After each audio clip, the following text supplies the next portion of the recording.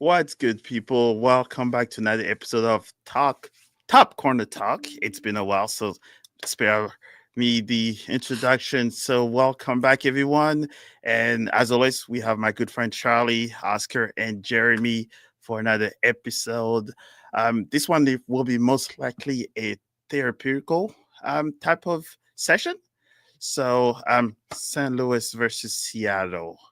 Um, for one, who would like to start? Charlie, Okay, tell yeah, us how you sure. feel. Yeah, I mean, it was a tough match. Me, Oscar, and Jeremy watched it on stream. You can go back and watch our reactions to every goal and towards the end of the game. I'm just sitting here like this, just like scratching my head and wondering how it got so out of hand. Um, a lot of lack of transparency from the club right now. Not recognizing fans right now. Not giving player press conferences right now. And it's a tough time to be a St. Louis sports fan. The Blues just lost a heartbreaker. The Cardinals are in the lead right now, I believe.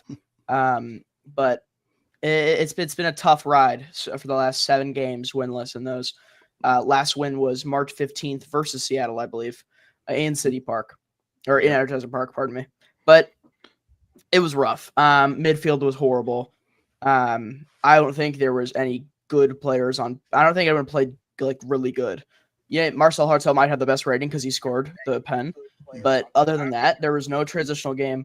There was no. I mean, you're going into a game with Tomas Ostrak, who may not be able to play. He took himself out after half last game because he was tired, and you don't have another 6 except for Edu Leuven, who wasn't supposed to come in until like the last 10 minutes. It doesn't make sense in that roster construction where you don't have an extra 6 because you know that Akil Watts isn't going to play the 6, even though he did shift to the 6 for a bit. And you know that these players aren't going to play the 6 well with Alfredo Morales out. So I didn't understand. It was a real head scratcher for the lineup construction. I would like to see more young guys in. I'm excited for the U.S. Open Cup game on Wednesday, but definitely a tough, worst loss of the season so far. Close second would be the Kansas loss. Yep, and we do have a 6 available. He was just not rostered whatsoever. Yeah. No. Jeremy. Ugly, capital UGLY, underline, exclamation point, red, bold, whatever you want to do. It was terrible. I was heated up on stream. The team was garbage that night. It was just bad all around. Outshot 28-6. The only thing we got near the goal was a penalty kick. Outside of that, 0.12 XG or something like that generated. It was there was a stat I saw from Chat City Tactics, I think, that said it was the worst expected goal differential in the history of our club. So they scored 4 goals. This was 4 gettable, in my opinion, and I'm ready to turn the page on this game in Seattle.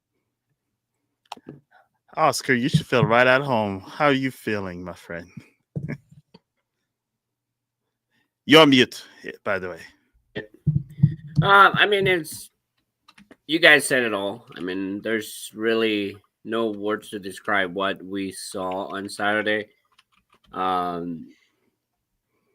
There's still more of the same, and I mean, we're gonna get into topics and stuff like that, but it just keeps coming to the same rhetoric, repeated performance, attitudes, speeches, all that scenario. So it's frustrating with the way that we're playing. It's frustrating the way that they're acting again with the fan base, and obviously with the media was also disappointing that they acted that way as well. So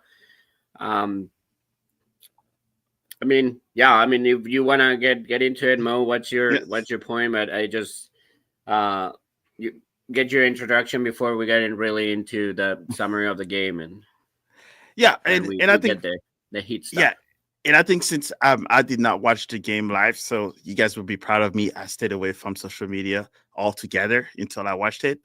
I had to blink my eyes so I couldn't see the score from Apple TV. So that was a different experience.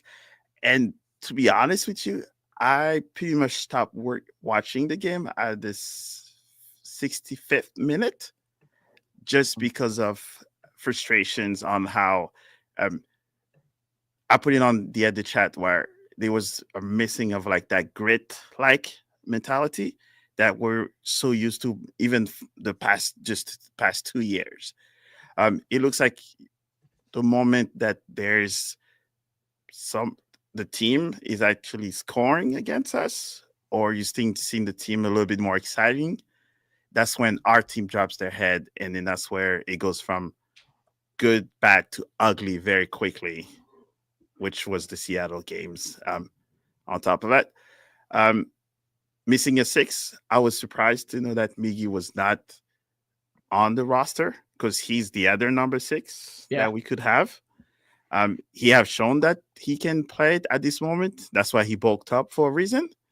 So it's still disappointing to not seeing the younger guys having the opportunity to play. And the one thing I always say is that we're missing the whole St. Louis pride thing, to where to know that you're from St. Louis, so you have to show out for 90 plus minutes. And we're not seeing that for many other players at this moment. I'm feeling a little bit of that European thing where the players are there, the fans are there, and then, you lose, everybody disappears and walks away, and then there's not really that much interaction. You guys have brought it up a lot, but that will be another part of the discussion. But just to summarize, it looks like the entire St. Louis fandom is on that tipping side of things to not show show some displeasure very soon. Yes. Mute. Oscar, you're on mute. Before we get into the discussions of all, I do want to give a shout out to everybody that joined us on Saturday on the stream. We did hit big numbers, and that was like very surprising. I was 150. I was like super shocked that we get that much. So it was really cool to see that we had so many people connecting in one point. So I love it. I love it. We appreciate it. So I wanted to give a shout out before we get into. Yeah. Oh, so never mind. Then I'm not coming to any of those watch along. You guys can do these type of numbers. You don't need me. Is that right? I'll take that as a yes. Nah, No, I wouldn't go that far. Definitely not. I'll just give you guys. No, we definitely needed your perspective too. We gotta have the boss. I mean, he did not want that. Thankfully, I was wearing a hat because I think my hair would be way worse than what it looks today after a day of work. Because I was just pulling every single thing that I could grab when all those goals were coming. So is there any positive that you guys have, at this moment as we get into more in this discussion? Any like positive things? Well, I'll say this: the little bit that we saw of Zonde Silva was promising. His speed was it looked like a different gear. The team felt sluggish the whole game, and then Zonde came in, and it was Energizer Bunny like, kind of like how trying to think.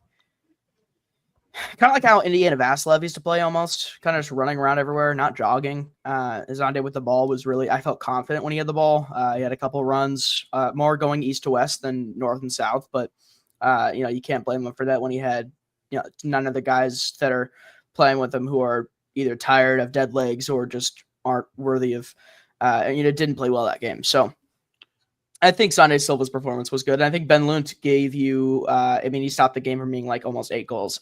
So you got to give him his flowers too, because not only just because of this game, but everything he's done. So he was set up for failure. Didn't have anything to do. They left him out to dry. And everything was just wide open for them to score. I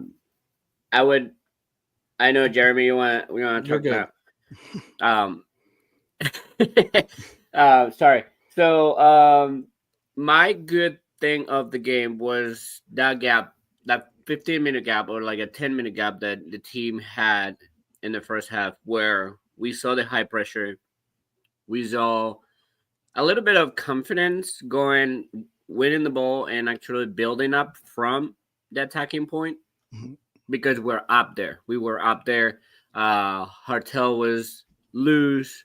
He was free to movement, not involved in the defensive side. So I think those things were good, but he only lasted 10 minutes.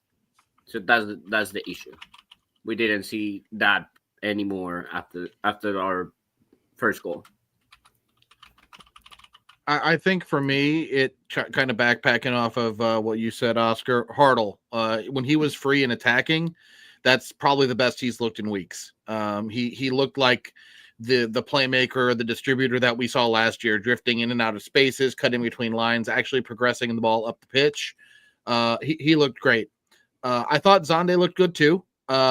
He had as many touches in his like 15, 20 minutes as Toy Shirt did in his 60 or 65, however long he was out there. But the only thing I'm curious about with Silva is was it because he was really good, or was it because Seattle was just like, we've got 4 goals and we don't have to really play defense, at least not as hard? Like, is it him taking what he was given, or was it him? Although his speed is going to add a lot to this team, I can tell you that. That's one big thing, is if we can play him opposite of Celio, that could be dangerous. I really think it could work. Yeah. And I think, like, what, yeah, I mean, I agree with what you guys are saying. I'd like to see Zonde play a full 90. I'd like to see Celio play a full 90 on the other side of Zonde. I'd like to see Jay Reed back up with the first team. Rasmus Alm got some time in the City 2 game where I was there. I think Oscar was there. Yeah, we went and said hi. We'll be there on Wednesday with him too. But, you know, like Buckethead SC was there. Shout out that guy. He's really cool. But Yes. I mean, it was 12,000 in attendance record for MLS Next Pro of tickets sold. And it was great. I mean, Jaskemainen played amazing. He got the player of the match day in the MLS Next Pro. But I mean, there's some. It's not all darkness. This team is not full of 37-year-old old Barca players. Okay, we're not Inter Miami. We're not going to be done in 4 years. You're trying to get us in trouble now. We're not going to be. But they already won something and we haven't. We're not going to be horrible in 4 years. I think in 4 years. Well, I want to be good. I want to be good. Yeah. I mean, I'm just saying, like, it could be worse. That's what I'm saying. We could be New England. You know, it actually is worse. Boston. You know, it's actually worse. You know, you want to know why? New England won the last game. No, that's why. But SKC is on top. It's fair. And that's Why like do you the have to the bring third him up, time. Mo? Hey, I think he said it could be worse. That is I mean, the worst. The only worst could be 30th. scenario I think right now this league is LA Galaxy. Yeah, and Montreal. And we talked. Oh, we Montreal talked sucks. with some of our friends in San Luis Santos that would you prefer being a San Luis fans right now or being a LA Galaxy right now? And I would say I will prefer being a LA Galaxy right now because you just won a championship. Yeah. Yeah. wow. Oh, That's fair. Wow, that's I don't a mind heck of a take. You know what? To be honest, I wouldn't want to be them because I think it's worse to be the champ and then be being horrible. this bad. And we're not talking them missing 11 of their starters. It's a handful, and they still have Payne still playing. Yeah. I think it's worse to have a defending champ doing that bad. Oh, 100%. I'm okay. You already have a star. That Yeah. I didn't You already expect have them to the fall star. off. They have 6. Didn't they get 6? It was last year they're 6th. I mean, you know, I was listening to I mean, News Across- I'm only saying like at least they just had the last one, so Yeah, true. like at least you can brag, hey, at least we won the last one. Yeah, and well, I think KC is worse because they actually won a game without shooting on goal, Yeah. which What know is how it? they did Yoshida own goal in like the Yeah. I don't even know what minute, but I was listening to News Across the Galaxy because Edgar's a buddy on Twitter or on X of mine, and they just listening to that group talk. They just I don't even hear much optimism in their voices these days. So as bad as it is over here, I would not want to be a Montreal fan. Toronto, their fans even unfurling banners in the stands this week about their displeasure with the club. So it could be worse. We have players that are getting healthier. I I just don't know if we have the manager to get the most out of them. Yeah. Yeah, that's fair. I think it would be fun because we're talking about the game. We're talking about situations. Maybe later in the podcast, we could take a page out of Tom Franklin's book and do like a tier list or something. That'd be fun. Oh, You never yeah. know. I guess we'll make a lot of friends with that. Let's just put it that way. But guys, real quick, so roster construction, Charlie, I think it was you brought it up, Mo. You mentioned it.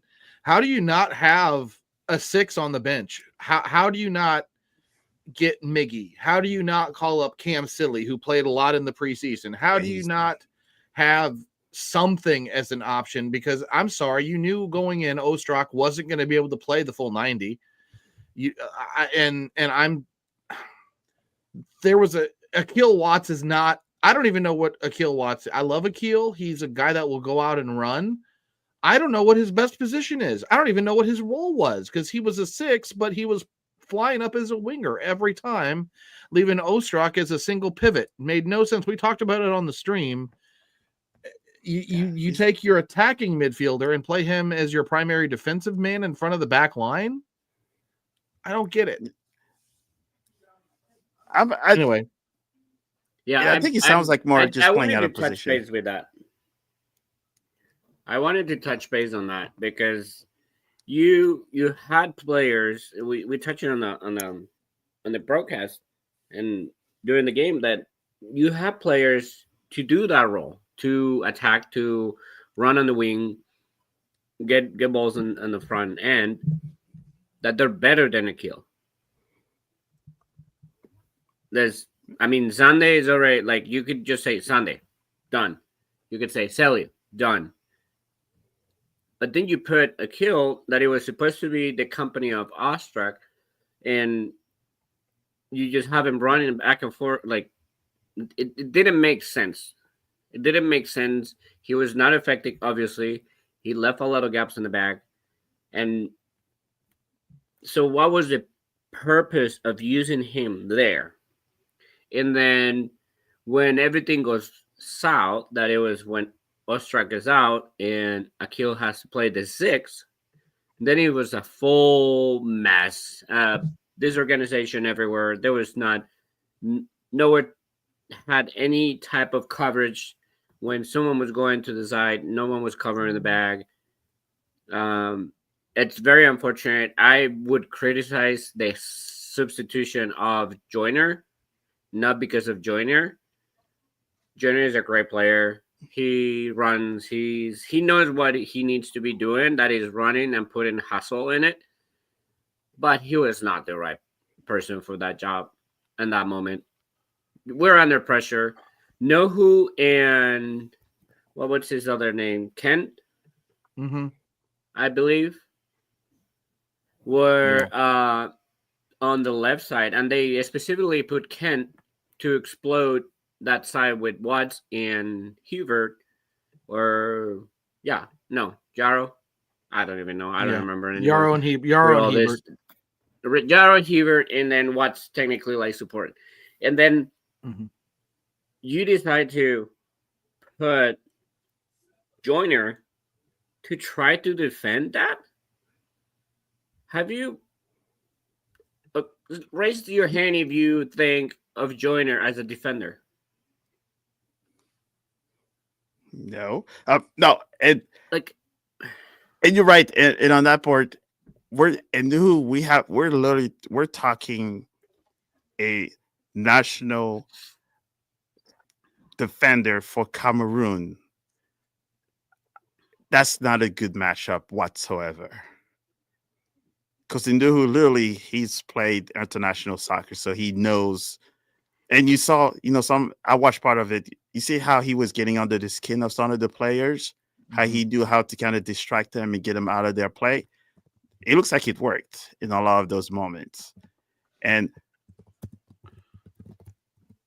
do you guys think maybe we got a little bit out-coached when it came to that game? Oh, 100%. You got out-sporting directed. You got out-sporting directed. You got out-coached. You got out-owned. You got outplayed. And attitude was a big thing too. So, and I think Charlie, you mentioned it, or Mo, you mentioned it. The grit. We get score, we get something against us, something that it plays, hits the team and hits us hard. We score a goal. We thought we will have momentum, and when you're supposed to hold that advantage, carry on your momentum, carry with the ball, be strong in the front. 3 minutes later, we concede a PK. Mm-hmm. I And was I going to bring that told one you guys. later. I told you guys on the cast. I said, do not concede in the next 5 minutes.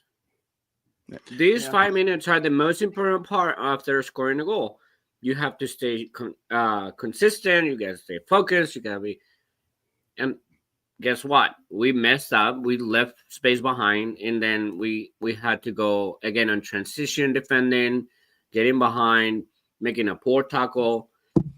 So I was going to ask you, and I was going to ask you guys this thing.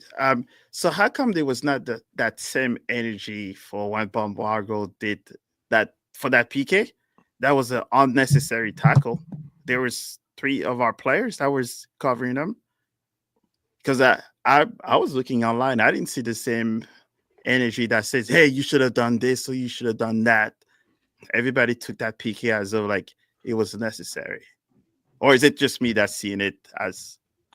No, that it one wasn't. moment? He was moving away from the goal with the ball. He was at the edge of the 18, and it was a needless push Right. for a former It was soft, Bundesliga. but it was But for a former Bundesliga center back, you hang your hat in the transfer window. Oh, he's got Bundesliga, not Bundesliga 2. He's played in the real Bundesliga. He's got that experience. You got to do better there. You've got to do better, and I don't understand it. And you guys brought up real quick the mentality of that team and how we dropped right away. I did ask Olaf about that after the game. His quote is, "We fell today. We lost it. It was a little bit similar to the last 15 minutes against Kansas away. We lose organization. We start to make decisions for ourselves. We don't look good. I think we've looked at our best this year when we've worked hard as a team, where we are well organized, concede as little as possible, and are dangerous in transition. He didn't think that we've lost our mentality and our spirit overall, but today in every way it was not good enough, especially in the second half." I didn't know that you could have a live chat GPT answer for a question in a press conference. wow. I'm going to clip that one. Thank you. I'm just joking. But it's tough because it's tough because you're saying things that everyone already knows. It's like, yeah, you got disorganized. You wouldn't have let up 4 goals or 3 goals in the second half. You don't get disorganized, right? That's just that's how it works. You're playing your best when you are playing together because it's a team sport. I personally would like to hear some things. It's like, yeah, we have to change with the strategies. Instead of having a 3-man back line, maybe we play with less wing backs. Maybe we go with a 4-4-3 and you have a more attacking midfield with a solid back line. And then you have your 3 men up front in Zonde, Payu, and either Betcher or Klaus. I'd like to hear him talk about tactics like that with us and be a little bit more transparent and be like, yeah, this is what went wrong. This is what I think we should do next time. And this is how we're going to implement it. Not telling the opposing team what you're going to do, right, but telling the fans something other than something they already know. Because I think it's the reaffirming things they know, which can be kind of irritating for fans. Because I've been on the other side of it as a Cardinals fan, where you just hear things. It's like, yeah, we didn't have a good season. It's like, yeah, we know you didn't have a good season. I want to hear something we don't know. Like that's why I'm tuned to the press conference, right? I think that's one of the things that you want heading into a press conference. You want to hear something that you don't know. And I think we just haven't heard it recently. I mean, Charlie, touching base on that, what you just said, that the press conference and say like they fell apart. What it shocked me the most was not that he said all that you just mentioned. What it shocked me was the one, and you posted on social medias, the other comment and say up until the penalty, we were the better team. Mm-hmm. Are we really? Are we serious? Like how we were the better team when in the first 5 minutes they had 3 chances of scoring. This was the How? momentum chart before the goal, by the way. Yeah. See all that green? That means you weren't the better team. No, it just I don't understand what type of games he sees. Because what is being a better team? That you are organized on the back? Because yes, you were, but you were still conceding 3 shots on goal. That they didn't score. It's another story. And then you do get in the front end a little bit better, because that's when we talk when the minute 10 to the minute 26, there was a back-to-back game. It was when we had possession and we lost the possession on their end, we were able to commit to high press and force errors. But when Seattle had the possession and took us to the other side, they did the same thing. When they lost the ball, they pressured us hard, and we lost the ball quickly, and we couldn't get out of there. It was a back-to-back game on that end. But don't come and tell me that you were the better team and that you're sure about it when you had 1 shot on goal, I believe, or 1 shot total in the momentum, and Seattle had 3 or 4 big chances of scoring. Like, come on. I mean, we're not kids. We are not buying your BS on you telling us that everything's okay and we deserve better. And no, that enough is enough. Yeah, yeah. That one, I'm still trying to gather how I will say, if it's not to kind of protect the players, that kind of use that analogy. Well, I am from the Mourinho generation, right? If Mourinho, if you were bad, he will tell you that, but in a certain way that the general public will not take it as is, but the intended recipient will know exactly what happened. So I would like to get probably a feel better of like the players themselves, right? And in some of my tweets before, right, a lot of people were saying that we want this type of player, gentle, and have a little bit more subdue, like. But the problem is that now we're seeing that as well on the field, right? And that's where the problem resides, because you can see the other teams, they have that your guys are not going to beat us, right?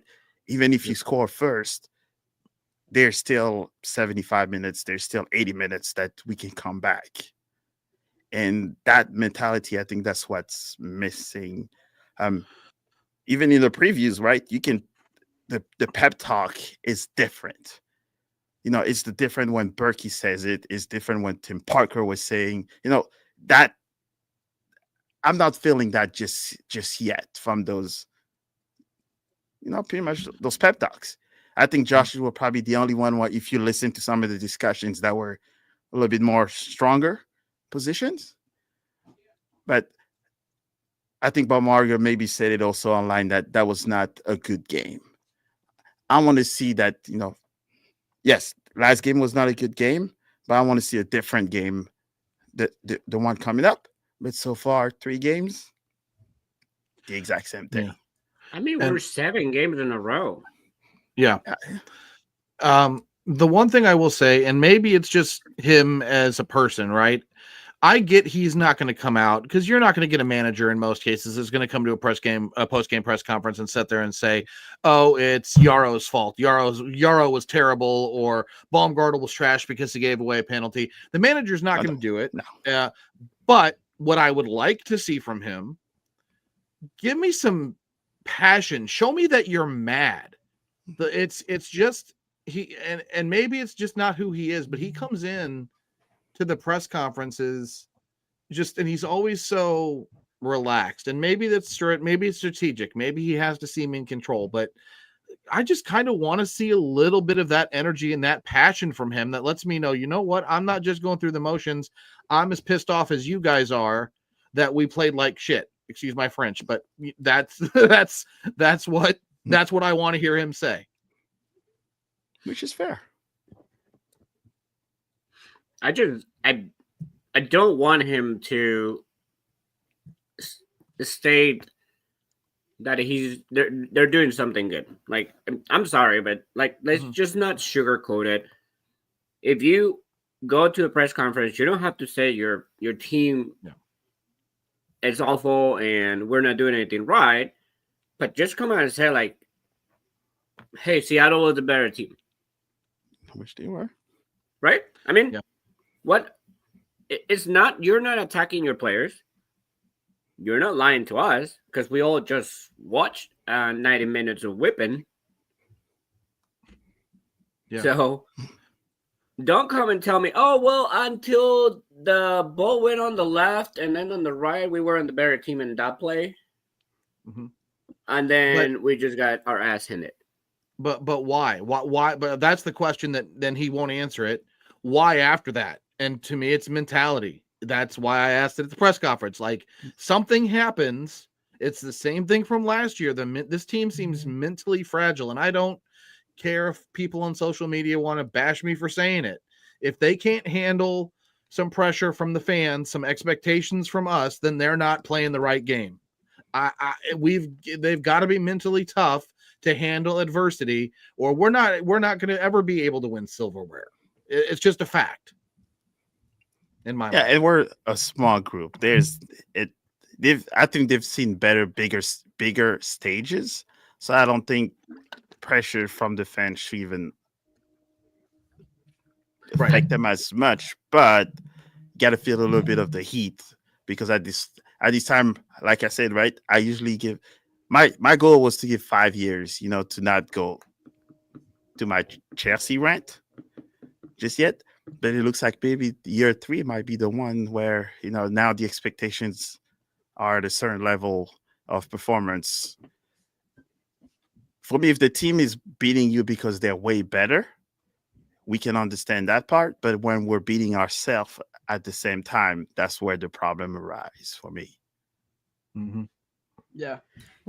Talking about those players, like, I don't know, it's odd to look like, I don't know, we didn't hear from the players last match, so you can't really go off of that. But before that, the players have seemed on a completely different plane than Olaf emotionally. Saying, Shao Klaus came in after the game. What was it? It was after the game against Vancouver. And he's coming in, and he's not happy. He's got his $15,000 watch right here. He's like, he just didn't play good. That's what he said.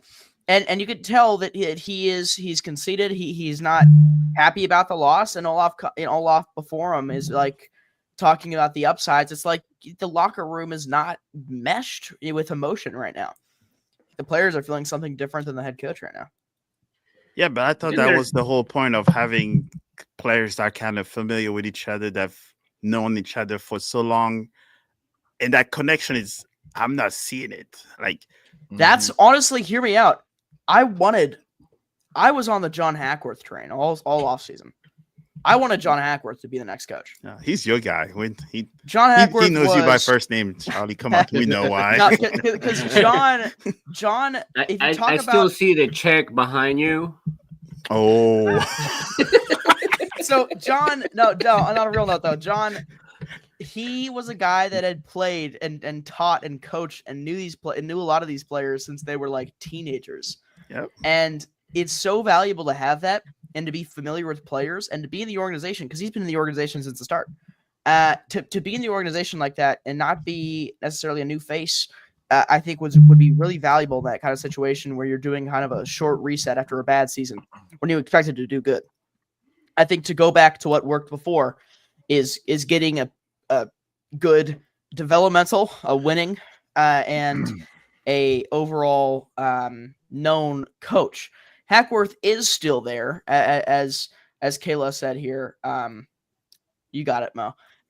It's true, but he's the I think developmental or academy director.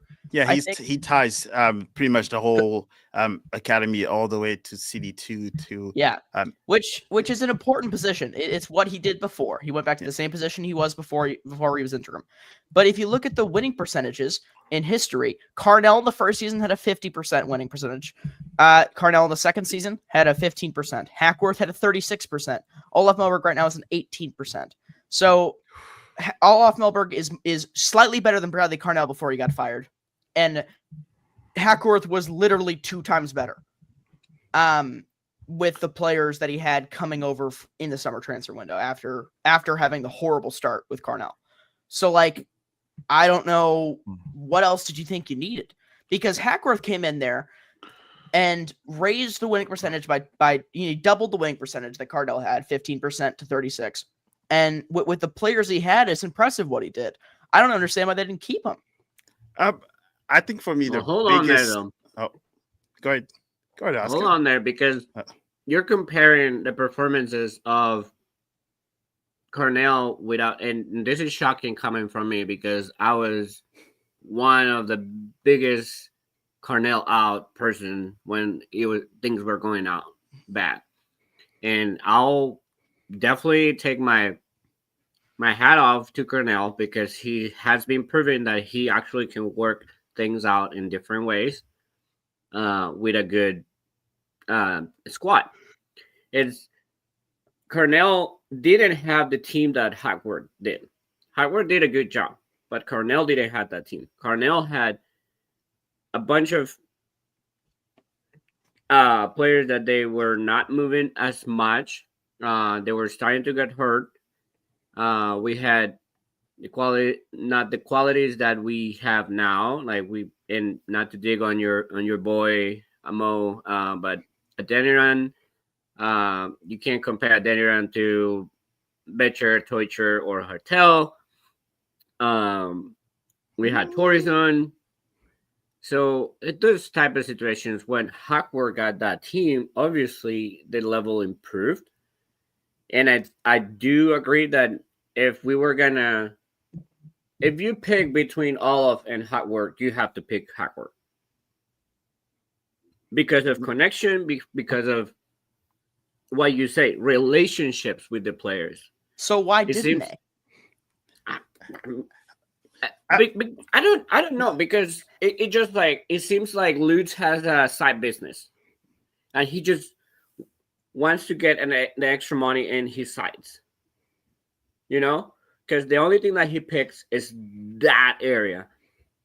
Why do we pick a Swedish guy that at the end of the day I saw someone posting on social media that his biggest accomplishment was being for 13 or 12 in the league. Yeah, with a team. He never averaged more than a point per game in Sweden. So what did we see on him? Oh, they told us development on younger players. We have not play anybody but Joyner. Yeah. We haven't developed anything. And if you were gonna develop players, guess what? Hey, he's a good coach for City too. Yeah. Also, like, he's gonna develop players there, not in the professional team. If you're gonna lean into development of players, you shouldn't start a 34-year-old Alfredo Morales who was jobless 2 months before, the first game he played. No disrespect to Alfredo, he's been amazing so far. The role that he's played, he's done exactly what the city wants him to do. The thing is, a younger player could easily like they even moved to the U22 and like roster. I don't know. It's confusing to me because you say that you're going to have a plan B, a plan C, like Kayla just said. You say that you're going to have a developmental coach that knows how to adapt on the fly. I mean, I haven't seen any of it so far. Like, you're talking about a coach that has started Alfredo Morales over Tomas Ostrak multiple times, or a coach that hasn't given Miggy Perez a chance yet, or a coach that hasn't, when he calls up Brendan McSorley or any C2 player, doesn't give him any time, just waste one of your 3 call-ups for the season. Like, it doesn't make a ton of sense to me. And then see see the situational time where, and this goes to Caroline, to Diego, to Lutz, that we had the chance to sign the coach from Philadelphia. Yeah, he didn't want that job though. The He was new guy, the Philly coach didn't want St. Louis. the one Coach that St. Louis? Cushion. Yeah, Oh, he would not have picked St. Louis. He went from a team that had a historical academy of kids that were going up and a budget also that he could spend. So there's I think there was too much for him not to. He turned down. Who did he turn down? He turned down several other teams that had deep pockets. I don't know. If he's a good coach, I think that would be a good challenge for him. I'm just so two things on this topic. The first one, I think you just mentioned something. It's the unknowns. Okay, they can say they did a global search, and Olaf ended up winning the job, but we don't know the limitations, and we're never going to know. Like they had to, because the coach has to come in and say, okay, what am I working with? What's my, am I going to have a transfer budget? What's the roster going to be built like? What am I like? What can I do with this team? And I don't know if it was a disconnect there, like where we didn't have anybody else that wanted the job. Jim Curtin wasn't going to come here. You just said it. I agree. He wants more. We don't have a developed academy yet. That's what helped make him who he was in Philly, was the Philadelphia Union Academy that was turning out stars for years. So that's the first one. And as far as Hackworth goes, I liked Hack. The thing I liked about Hack was his candidness. He'd come to the press conferences and talk to you and tell you what he thought. You could tell, and he would be as open as he could within reason. The problem seemed to be with Hack that, and at least this is my takeaway from everything Lutz has said, is that we still allowed a lot of goals.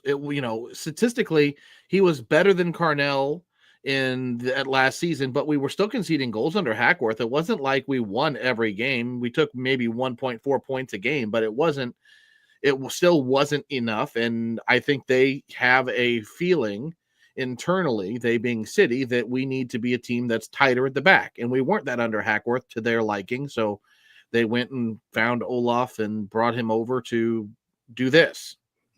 Yeah, but we also have to highlight a little bit of that part, with Hack as well. When, Hartel and Tusher came in, we had a push for the playoffs. So they had a lot more the freedom to express themselves, to play like they wanted to. Now they have a new coach that has a new way of thinking, a new process that he's trying to implement. And now those players, that's when you start to see the disconnect. Because at this moment, you could see Hartel when he first got in, he was dribbling. He was, he has that swagger that says, I want to take on players. He was taking shots out of nowhere. But now today's games, you see him, they get to the final third and then they look back and see who they can do a back pass just so to then cross it back in the box. Right? Yep. So I think it was just a different philosophy of how Hack was playing the final games of the season versus what we have now. But then the question is Olaf willing to kind of let these guys be a little bit more offensive minded and maybe leak a goal or two? But if we score 3, it's better than what Carnell was like. If you score 3, we're going to outscore you and we'll score 4 or 5. Well, and that's where the goals were coming in. Well, would the fans be happier so let's just hypothetical, right? Let's say we're still where we are now points wise. We're at 10 points through 11 games. Would we be happier if we were at least playing entertaining soccer where we've, scored 7, 8, 9 more goals? Would we be happy with that, or would we still be sitting here upset with where we are on the table? Well, I think it's easier to fix defense than it is offense with this squad right now. With the players you have, if you're scoring more goals, you can mix and match that defense. Joachim Nielsen, Michael Wenzel, Jake Gerwood-Reich, these guys, even like Tyson Pierce, Kyle Hebert, Josh Yarrow. You're talking about Akil Watts, Jay Reed coming back from injury. You have so many guys, Giannis Horn, Joseph Zielinski. This a mix and match treasure trove of backline defensemen that you could put in and eventually throw something at the wall and something would stick, right? But with this offense, you have Rasmus Hall coming back from injury. You don't know how he's going to be. Even before the injury, he was not a top-tier player. Cedric Teuscher, who's tied for the top scorer right now with Shao Klaus, with 2 goals this season. Marcel Hartel with 1. You look at Sally Pompeu. He has 0, of course, coming back from injury. I think, does Hartel have 2? Yeah. Okay. No, one in LA and the penalty. Yeah. I forgot. You have Simon Betcher, and then you have, the new signing in you have Silva. But, like, I think it's easier to mix and match the defense than it is the offense right now. I would rather have them score 3 and lose the game 5-3, because that's something that can be fixed easier, I think, in this league is defense. Yeah, and that's the biggest problem is moving forward. If you do not score, you're not putting the other team on their heels. So they're a lot more comfortable saying, hey, these guys will pass the ball to their back 4 for 15 minutes. Let's just sit, take our chances, and then we're going to win the game. Versus, just real quick, like, no one's scared of City at this moment. Seattle did that. Seattle sat in the middle of the field and said, backline, you can have the ball and swing it all you want. And the moment that they tried to pass it to Ostrak, tried to pass it to Hartel, that's when we pressured, and that's when they were successful in it. Hear me out here. Watch this, guys. I'm going to share my screen right here. You talk about you're doing a global search, right? This guy named Per-Ola Young, same league, the Super 10. Average. Charlie. Hear me out here. Humor me here, okay? So remember, Olaf Melberg has never averaged more than a point per game in his tenure as a coach. Let's look at what he's averaged. I'll go back a little bit in this one. So you look at Per-Ola Young. He averaged 1.48 goals per match, been a free agent of a coach since May 10th, 2023. He's a better candidate.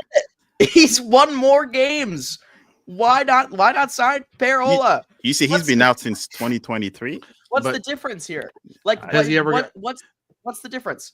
Okay, does he develop players, and has he gotten clubs promoted? Those are the 2 big things that Olaf thinks his hat on. With a minimum, with a very stingy ownership budget. Brahma Poikarna was one of the lowest spending teams in Sweden. He got his club promoted. I think it was 2 or 3 straight seasons. That was the other big reason they brought him over from Brahma Poikarna, was that he got his club promoted from the 3rd tier all the way up to the 1st tier, and he kept them there. So one quick question. He should have been the coach of City too. So one quick question for you guys then, since we're talking like development, right? Because there are a lot of people pointing it. So would you be willing to throw the season out if you saw more of the kids giving opportunities? Because everybody's saying playoffs, right? Not this early. You can't. You're only 11 games in. You go 9 more games, maybe you get that point. I don't think you can do that yet. Yeah. Talk to me in mid-August. Yeah. So I think that's probably the reason why we're seeing maybe less of the kids that he has not seen just yet, maybe. Or has he had a chance to work with those guys as much? I'm sorry, but you guys see it in the wrong way. Like, this is not a team to experiment with kids. Yeah. So that's why I'm wondering. I was like, this is not a team that is in 3rd division and needs to go and gain promotions 2 years in a row to make it to the pros, and then that process use the younger to do that. No, this is not a team for that. Right. This is a team that you need to invest, first of all, and then you need to put players of quality with experience, with attitude to win, and not to develop any kind of go develop in City 2. Mm-hmm. I'm not. This is not meant to sound like an excuse to make one for Olaf, but I gotta ask. Those other leagues around the world, they don't have these stupid MLS roster constrictions where you cannot have a player come up more than 4 games if you're not a homegrown. Like Mackay What he's used 3 or 4 now of his 6 allotted games he gets. I mean, not that but that's part of the problem too. Is he trying to pick and choose when and how to call these guys up? I mean, God forbid Klaus or Toyshirt go down again, then we have to call up a McSorley, or we have to call up a Jääskeläinen again, right? Like I am so cautious, and even maybe midweek, maybe that's why we didn't see Perez, because they've all, he's midweek. You're going to have it probably this week. You're probably going to see Miggy, if I had to guess, on Wednesday. In his natural position, and then he scores. Right. So, but I'm just saying, is like, how much of that? I mean, because Olaf does have to come in and learn this league, right? He's got to learn some of the roster mechanism, or is that Lutz's job to do that? Oh, I've always said. Oh, I found something, guys. Hold on. I'm just saying MLS is the biggest corporate on all of that. Is that those rules, like you can borrow from your development team, is the stupidest rule I've seen in world sports. If those guys are a part of your roster, you should allow them to play up and down. Oh, yes, Charlie, I watched you, but I'm going to be on my soapbox on this one. Yeah. The biggest issue that I have with that is that you are actually holding young players to actually make it to the top league and then become your national team players because you have stupid rules like that. Would you imagine if we can see that one of our under 22 guys that play in the academy is actually doing a great job for the past month and a half, right? The biggest reward you can get that kid that's showing in the academy is like, hey, we have a cup game now. You're coming with us. Yeah. And bam, you're playing. Example, Chelsea had one of their 16-year-old forward. He scored in the Champions Cup. Guess what? He was in the academy, but he's been there around. So there's like, hey, you've earned your spot. They don't have to do no loans. They don't have to do any of those stupid stuff. You're part of our roster. You come and play. Guess what? Now that kid has the experience of the first league. Oh, now he's taken into his youth national team. Bam, he becomes a pro. Before you know it, you have a starter that's 17-year-old in your first team. Yeah. That's my problem with MLS. Yes, Charlie. Yeah. So let's look at this. Uh-oh. This is Helsingborg's IF, a team that played in Supertan, Allsvenskan, in multiple tiers. You look at this. Per-Ola Young, right here. He had 2 seasons in the second tier of Supertan, right? Let's look at this graph right here. Here we go. This is cool. It's a cool graph. So you look at they're in this league. They do very good in 2011. They start to falter. 2016, they hit an all-time low. They fire their head coach, Henrik Larsson. They hire Per-Ola Young. They go from 14th to 7th and then to 1st. Per-Ola Young gets fired. Who do they bring in? Coach Olaf Melberg. Olaf Melberg goes from the 1st rank to the 10th and then 15th. He's ousted for Jorgen I don't know how to say his first name, and immediately go from or his last name, immediately go from 15th to 3rd. What was the you literally saw a head coach do better than him. And then you say, we're going to go with him. Like, I don't understand it. This random guy I just found on Transfer Market had a great track record. How did Lutz not find him? But, Charlie, they have, unfortunately, in today's date, they have data points that they look at when they look at coaches. Transfer Market is not the only thing that they look at. Fair, which is fair. And how coaches also interview, right? Some of those coaches do come with their philosophy when they have those interviews. And as we all know, sometimes you sound good on paper and during your presentations, but then when it's time to implement those systems, that's when things become iffy. But let's not forget, not the coaches in MLS cannot just come in and says, these are the players I want. These are the 3 players that follow me wherever I go. Even though Carnell and Hartworth was able to do that, that's why we played so well, right? Hartworth was able. He knows Watts since he was a teenager. He knew Vasilev since he was a teenager. They took Parker as an experienced MLS guy, so they were able to get a team that was experienced with MLS, that was experienced with U.S. soccer, That's why we did well early on. Now we have guys that sort of getting to know MLS and experience that. And then you get hit with Seattle, which all of these guys are MLS veterans. But That's how we Mo, get hit. That's why Kansas City beats us too, right? They have yeah, MLS proven players. yeah. I mean that's a huge factor. So you have to have someone that knows how to manage in the league and play with all these adversities, and that include injuries and include Yeah. not being able to transfer by players, whatever. But we know this.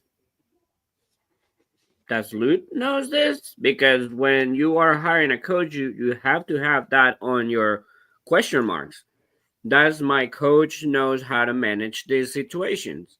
Because they're gonna happen. Um, there have been so many coaches in the MLS that have experience that they're probably not coaching right now, for example. Yeah. Or there's some that they were available until San Jose picked them up, or um, Mm, But or Austin picked them up, or I don't know, so many different teams that they're actually doing a little bit better. Um, let's say see the change that happened last year where Colorado had Armas in. Completely different story of what they were having before. hey, he missed his And flight, so I don't know if you want a coach that misses his flights Yeah. for a game. Yeah. I'm just Do you saying. want to get into some I player heard that. rankings for Seattle game? Yes. So I guess you guys feel better now. Everything off your chest. You know, you feel better now. yeah, no, but No, I Well, was not. let- I was not this- asking this you, might- Oscar. I This was Hey, might not. help a little bit. before you guys went through those comments, and I like the one that Matt Jones said. Parker was not a greatest defender, but Nope. he had heart and would put down forward in our box, or I mean, Yes. So he had the grit. Yes, he was that guy. and that's part of like what we're missing in our team, where we talk about we get hit and we cannot get up. It just we get hit once, we just down the hill from there, because we don't have that person, we don't have that player. Burke is not in the field, and I think that's one of the biggest miss of Berkey. It's not the shot stopping, it's not the distribution side. I think the biggest thing right now with not having Berkey on the field is that we have no leader. Yeah. And we have two apparently captains that they're afraid to talk to the referees, that they're afraid to get on a scaff with another player because someone cleared one of our guys. I remember one of the plays, I think Ostrak kind of like did something funny and cheapy, and Nohu got on his face and they almost fight. We're missing that type of player. Yeah, Nuhu is Not not one Ostrak. that you mess with. No Ostrak, Nohu. Yeah. Right? Yeah, Because he's not, he just went bonkers on that one, and out of nowhere. And we have zero players like that. We all like so nice, and oh, we got hit. It's okay, get up. Really? Yeah, we had some of those players, but a lot of C folks criticized them so much and say they don't even miss them. Well, yeah, I mean that I definitely don't agree, because people were like, when Chicho Arango was available Yeah, but last year, yeah, and everybody's like, "Oh no, I hate Chicho Arango. He's such a bad player. He's a troublemaker, and he did so much things against us." And it's like, duh. yeah, you hate that player because how good he is, Yeah. how good at his things are. Yeah. But Yeah, everybody's so like, I "No, don't want didn't him on see my that team." part, but You Yeah. kidding? I think it was too expensive. I think those guys would not have come. Bruce Arena was literally the guy. Hey, it's you're going to San Jose, so it's nice, sunny, and you have Bruce Arena, so there's not many teams that mean, could attract. I'm talking when he was available before. Oh no, I'm not even RSL. listening to those people. He's supposed to do that. I hated him too when he was playing against us, but I will pick him up any day of it. You hate to play against him, and you love to have him on your team. That's Right. the type of player you want in general. Yeah. You're gonna say that you are not going to like having the Paul Rodrigo de Paul. Oh, I'll take him. Did Rodrigo de Paul, the only thing that does is spice the things up in the field. He's cheapy, piss everybody off, and then what he does, gets players out of the game, get people hey, mess up with their heads, and then they end up making mistakes. All I right. will take The those tier list anytime. here, guys. Uh-oh. There's 6 tiers. There's give him a blank check. Great. Oh, There's boy. good. There's average. And then there's somewhere Pedro. Okay, so we're gonna rank the players on this list That is based on- disrespectful, Charlie. based on performances. Okay, There's So- somewhere Pedro. we'll start off. Josh Yarrow, where do you think Josh ranks on this list since from the Seattle game? Why do we even have the top 2 I'm not saying that. categories? I'm not saying that. I'm staying out of this one. Here, you guys can have that. I'll just here. I'll do this. No, I'm just wondering what. Oh my The bottom God, tier is send him to SKC now. I mean, I just don't know that there's anybody that you could. There's nobody in the top tier or the second tier probably in this Yeah. entire game. All right. Well. So where's Josh But- Yarrow going here, based on his performance? So Josh Yarrow, some of his stats, from the game, include the following. Let me find his stat line. So which Try one to do you scroll down have a little at bit. the very? See, I'm a little blind, so I'm glad to. All right, so we got Josh I Yarrow, would say 6.4 FOT operating, 69 minutes. No offensive production. We don't expect that from him. Passing wise, Josh, 81% passing, 0 for 2 out of long balls. Defensively, Josh was 1 for 1 on tackles. 1. He had 1 interception, 4 recoveries, 0 blocks. He had 3 clearances and 1 headed clearance. On duels, Josh was towards the bottom with 1 duels won, 2 duels lost. He was 1 for 1 on ground duels and 0 for 2 on aerial duels, and it was 1 for 1 on tackles 1. Where do you think Josh ranks on this one, guys? I can make it simple for you. I'm Put good. the whole defense on air. Okay. No. So we'll start with Josh at You know, I'd almost I argue that disagree. Yarrow was the best defender because he was the guy that Yeah. was recovering. He could actually track back. We pointed it out several times. He was running back and covering Yeah. distances that when we lost that when I think it was Nilsson came in for him. Well, that's And the I'll tell speed you- and knowledge. And I'll So- tell you that it really for me, the defensive 3 were not really the problem. It was like Timo didn't had a great game, but I think the mess of everything was the midfield, like just not Yeah. having an existent midfield. So, I'm glad Yeah. you guys. Speaking of the midfield, let's go to the And next let's- guy. Charlie, Go like ahead, sorry. I know like you love your stats and all that, but it's gonna take us like 4 hours if you're gonna Fair. go through I won't list off all every the stats. single stat of them. But in my opinion, Yaro was good. Timo was because he obviously committed a PK. And you guys can obviously jump in and correct me if you guys think differently. Yeah. Horn, it will be a good. What do y'all? What if we go in order? So the next was Akil. Oh, okay. Well, I was going from the back, so What do we think about Akil? but you good.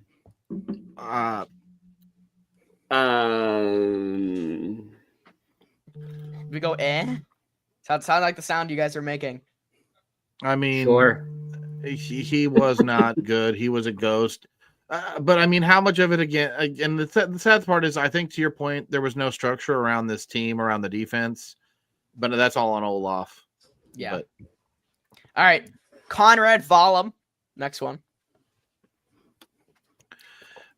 his link up play on the left side with Hartle and Horn was fine. I like He had that. 6.7 FOP operating.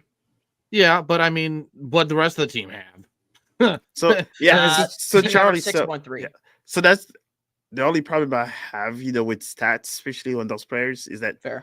I don't really look at stats as much. It's Yeah. more of like how on the field production is. Yeah.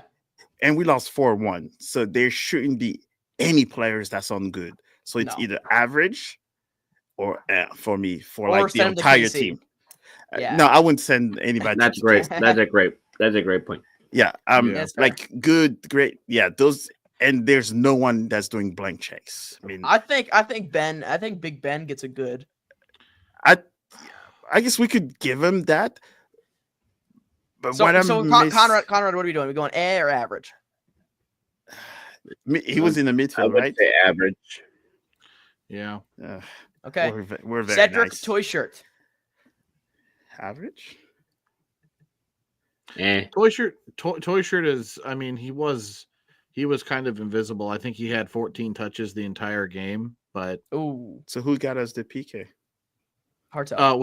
he did. No, Toy Shirt got us. He Toy did Shirt draw the drew foul. Yeah. Toy Shirt drew the foul, but that was he turned into a ghost afterwards. But that's it fine. still got that right. I mean, Yeah, that's- you're right. yeah. You got to give him credit. You're fair. Zonde All Silva. right. You know what? From you guys say with the minimum time he had, there was a He had flash. the same touches as Toy Shirt. Yeah. In So put 25 him in- minutes or So something. you know like what? that. Put him in good then. He Yeah. technically. Zonde was good. Zonde was good. Tomas Ostrak. They didn't play him like they didn't use him correctly. I don't know.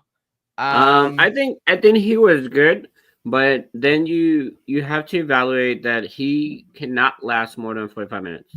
So that takes Yeah. him out of a big qualification. I think he was good. He was doing what he needed to do, especially with the amount of help that Watts provided him. I think he was doing very good, but not very good. Good, but then if you're gonna have a player that can only last 45 minutes, he cannot take you anywhere, especially on a center mid. So average. So is I what would I'm say hearing? average. Yeah. Joachim Nilsson. I'm torn. But you're He torn, didn't play Mo. much. The potential he has, but he's not doing it for me just yet. He played 21 minutes. Yes, that's too small of a sample, especially for. I mean, look at this. Just look at his headshot. He's Look, in the old jersey okay. still. Okay. On the bright side, he didn't get hurt on turf. Can we give we're onto something here. Oh, can Put him we on the give purple. man, we're Black check for Joachim. man, we're hamstring. moving the needle now, huh? Or the He goal survived. post. He survived the turf. low standards? I like it. All right, Ben. Bar Lee. has to. Look was No, good. I Look- mean, you know what? He's- What it also like it kind of hurts is that yes, Mo, you're saying completely right. He had potential. He has potential. He has so much talent, but the injuries are playing him so hard. Mhm. He got in and we got conceded twice, like very easy goals. Yeah, and that's where I always tell people, and even with our team, right? When they're criticizing one player, they say one player is better than the other. Yeah. They always forget that one complement the other, right? 100%, Mhm. yeah. So Nielsen is not the fastest guy, but he's probably like the highest IQ, so he can direct the other, left and right Him and Henry defenders, Kessler, right? yeah. And So that- that's and where that- switching him and Yarrow back and forth it's completely taking the whole defense out, because you're taking a slow, smart defender with a fast defender. That's why Tim Parker and Yarrow sometimes were working well, because Tim Parker might not be the fastest, but he will recover well, and his IQ of playing defense is great. Well- That's why Buonga had Yarrow, right? That's why Painstill was with Yarrow, because of the speed. And Nielsen, that's why I'm kind of missing that. I want to see him maybe with Kessler, to see how that combination works. And I want to see a full So- 90 from him. I'll tell you, going into the season, not to get way off into the weeds, but I really thought our back three was going to be Nilsson in the middle as that stay-at-home defender with Kessler and Baumgartel alongside to move the ball. Yeah, That's I think literally for what everybody. that's what I thought we were going to see with wingers running off of them to Yeah. spell the attack, but we And haven't you had seen it yet. Giannis come in, and he's played Yeah. amazing. By the Hurts way, played good. somebody in the chat just said we should have signed Johnny Russell. How do we feel about that?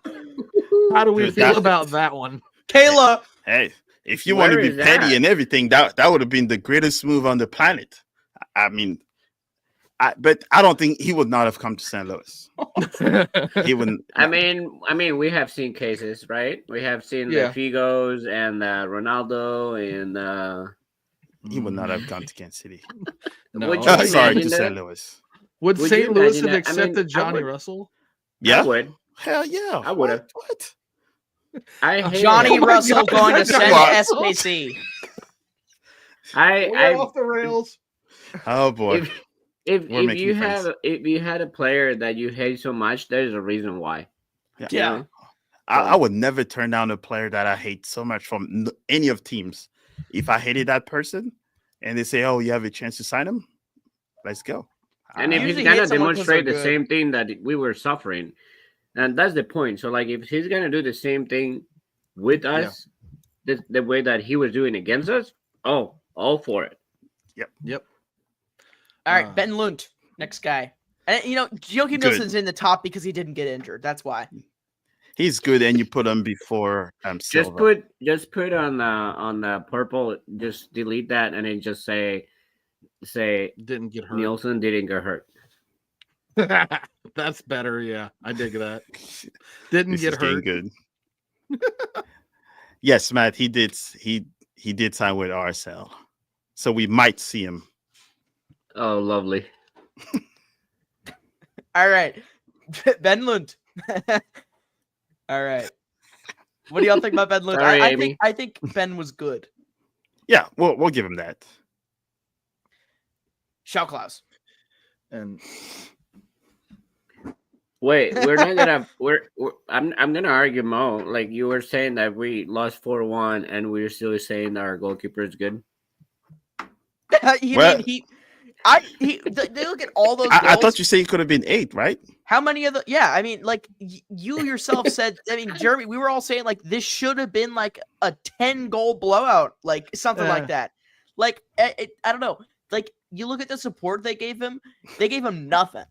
And you look at the goals. I think maybe the fourth goal is Ben's fault. Maybe. But we're not fair to the defense.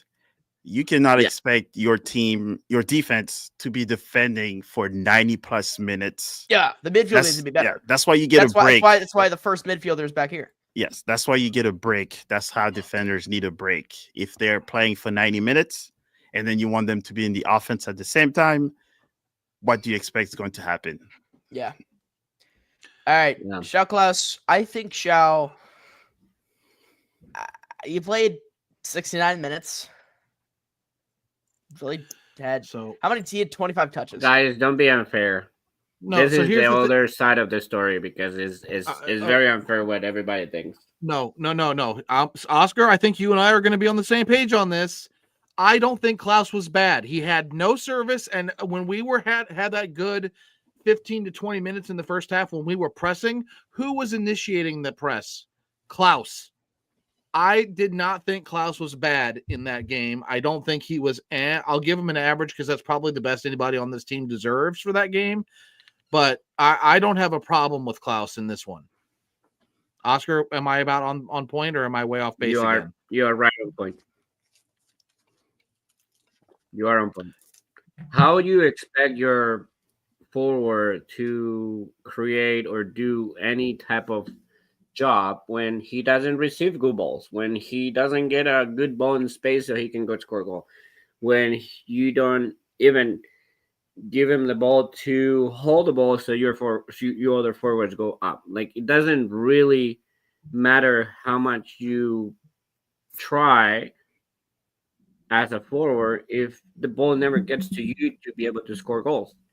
And in the others, one thing that you did not say is that at the end of the first half, Klaus tracked back 3 times on a row all the way to almost our goal, because Mr. Watts were walking. Yep. Yep. How many defensive clearances did Klaus have in that game? That's So a great call out. in my opinion, Klaus played a good game. Yeah, I think he did too. Wow, He okay. won 6 duels as the 9. He got his own category for didn't get past still. Yeah, we got them there. Makai what is it? Joyner. What do we do about Makai? Played out of position. If we're doing that, then played out of position. No, I got you. but no, I'm kidding. But in all We're about to seriousness, add categories for everything now.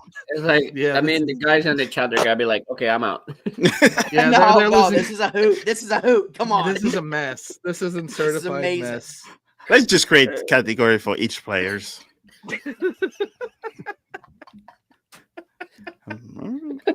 Well, if you gotta if you gotta be Joyner, you put Olaf, pull me there. No way, I got a better one. I don't know. Olaf Oh, put boy. me there. This Okay. game- Oh my goodness. All right, boys. You know you're running out of space, right? We're not seeing the players now. I don't Yeah, know. I just too work much. here. I'm just here so I don't get fined. Yeah, I'm just I'm here so I crying. don't get fined. All right. Oh, We boy. got Giannis. I think Giannis was good. Well, we've finally gone crazy and lost our marbles after this 11-game run, boys. That's what's happened. I think Giannis this is was good. Giannis was fine. He wasn't bad. I mean, Kyle Hebert. Olaf put me there. yeah. I mean, he's out of position. He's asked to do things he shouldn't be doing. I don't know. I just work here. All right. Oh, boy. Marcel Hartel. I mean, he scored. He's got to be good. Yeah. Right? He got the spot kick. He had a looked good good. Yeah, he was fine. When Simon we were Betcher. forced to defend, that's when he disappeared. But I mean, Not he's his not a job. defender. Yeah. No. What about Simon? Eh? Yeah, Yeah. he goes out there and runs. He puts in a shift, but again, same problem as Aziel Klaus. Jackson simulator. Oh God, he got a goal. wait, yesterday. wait. Hey, He did. you Dude, cannot, him, you cannot, Mark you can. Hannick and No. Sam Adeniran got a Dude. goal. I would say give more fairness to Betcher because what you said, Fair. Jeremy, like it's the same treatment as Klaus. Like he doesn't get Yeah. the ball, Yeah, He and didn't get he the has ball. to run and he. If you go to the stats, he didn't miss a pass. Nope. He only had 5 passes, but he didn't miss him. So, yeah. I mean, Betcher did so- what you ask a forward to do. He Yeah. just didn't Yeah. have any out service. yeah. No, he had 11 touches. Alejo in the chat says put him same as Klaus. I believe that. Yeah. It should be Didn't the get same. past two. That's good. Timu Baumgartel. He Eh. gave an easy PK. Yeah, Yeah, I gave think the that one's a PK, eh. give him an Yeah. All Okay, right. this is perfect, guys. So we got the send him to SKC, Johnny Russell. We got, which is Akil Watson, Timu Baumgartel. Average is Josh Yarrow, Conrad Fallum, Cedric Teuscher, Tomas Ostrak, and Ben Lunt. Good, Marcel Hartel, Zonde Silva, and Giannis Horn. There was no one in great. Didn't get hurt, Joachim Nilsson. Didn't get past two with Shao Klaus and Simon Betcher. I don't know. I just work here. Makai Joyner and Kyle Hebert. Man, we're about to get some phone calls. We are going to download this immediately. We're about to get some texts. I don't know about you guys, but I might get some of those text I'm messages. putting That's my fine. I mean, I I'm don't get putting any my- of those. Though. I'm I'll be putting my happy to I'm- answer them. I'm putting my credentials under my pillow. They can't take it from me. I was going to be like, I don't get those calls. Hey, I don't. Yeah, They- dude, I don't. I just they- work they- here. I don't know. I have it right here. They can just start going. All right. Oh gosh. So- they're Okay, sleeping. So What's next? So- What's next? guys, Yeah. we're all laughing. We're having fun. Is it time to go look forward to Wednesday? Yeah, let's do it. Yes, I'm Is looking that where we forward to are? it. Well, you know what, Oscar? Wait, I- no, yes, no. Oh, boy. no. Oh, Don't go boy. yet. No. Oh, Don't go boy. yet. Don't go yet. Okay. What's up, Oscar? Oh, boy. Hot take. Here's my hot take, Oh, snap. Ooh. and it was Dun, dun, part dun, of dun. Jeremy's topics of today. Oh. We have an issue with the club as a fan base. Oh boy, doesn't sound like a hot take. Yeah, that's a calm take. I thought you didn't Is get that- those phone calls. It sounded like a thank you note from Jimmy Fallon. Oh, wait. I got someone here. Oh, Thank you over God. Jimmy Fallon. What the heck? Real music, real talk Oscar, music with Oscar. after this live, we'll work on get you the right music for it. Oh Jesus. Oh boy. Okay, so the team is very disconnected with the fan base, and it's not only the club, the top heads, the GM, the coach has an non-existent relationship with the fans, and then the players. It's not the first time that happened in this season, but I was told and confirmed with two people that they were in Seattle that the team did not go to make a presence where the fans were. And some people think that that's pettiness or something that the fans are asking for that respect. But I think is something that every team in the world do in respect the away fans. More the away fans than anything else. Why? Because none of these people that they're traveling are getting paid by the team. All these people are spending their own money, their own time, some of them away from family, some away from even work, taking off work to go on those trips, and not having even the respect of coming and face you and say like, hey, I see you, thanks for coming. That is awful from the team. And like I say, it's not the first time it happened. Against Kansas City, we only had 5 people come into us. They had to get the plane, I guess. There was another one, I believe, in Dallas that was something like that too. They have been that really was last year though. Well, last year, but it seems like it's becoming a pattern of this getting disconnected with the fan base, and off camera and off a podcast we have mentioned a little bit where this team cares more about like going and say hi to their families at the end of the game than coming to the people that are actually spending the entire 90 minutes screaming their heads off trying to cheer them off. And then when they come to the supporters section, is bye. Like, really? Mhm. And at that moment, like, half of the supporter section is empty. You're not really coming where we're present. And you're also not appreciating, like I said, the people that they're traveling, spending money, spending time, all that. Mhm. Like, we don't owe you anything, guys. Like, it's more like we're paying for you guys. So I really hate that. All of inexistent, like he has never said anything. I think there was like the first game that he mentioned, oh yeah, the fan base is really good. But it sounded like he just had to say it because somebody told him go say that we have a good fan base because we have a loud supporter group. But I don't know. It's awful. In my opinion, it's awful what they're doing. And yeah, Matt, and yes, it was after the Columbus game. Celio did come over. He actually came all the way over to the advertiser boards, and you could literally see his lips mouthing the words "I'm sorry." Like, we tried, we're sorry. Those were his exact words. But the only player to do it. Everybody else stayed around the 18. You know, and this is the thing, and I'm not going to get into the full conversation from X this afternoon, but I don't think it's a sense of entitlement. I don't think it's some sense of like being out of touch of reality. Like, we understand we are not their priority, but when we make them a priority, like, shouldn't there be some mutual level of appreciation for each other and what we offer, to them as supporters?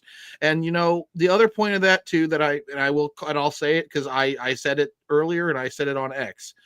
If they're afraid or don't want to come over because they think we're gonna boo or something, you know what? Then why are you out there?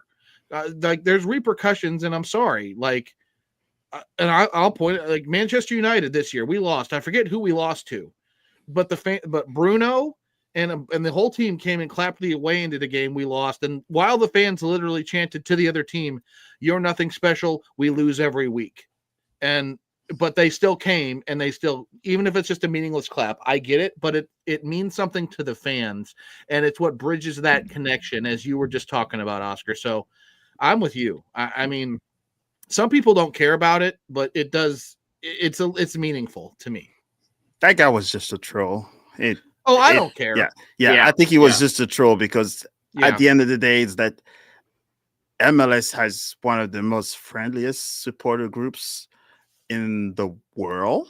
Yeah. We've seen pictures. We've seen him in Italy. We saw him in France. We saw everything. And the perfect example that I know is PSG when Messi was playing there and PSG was not winning games.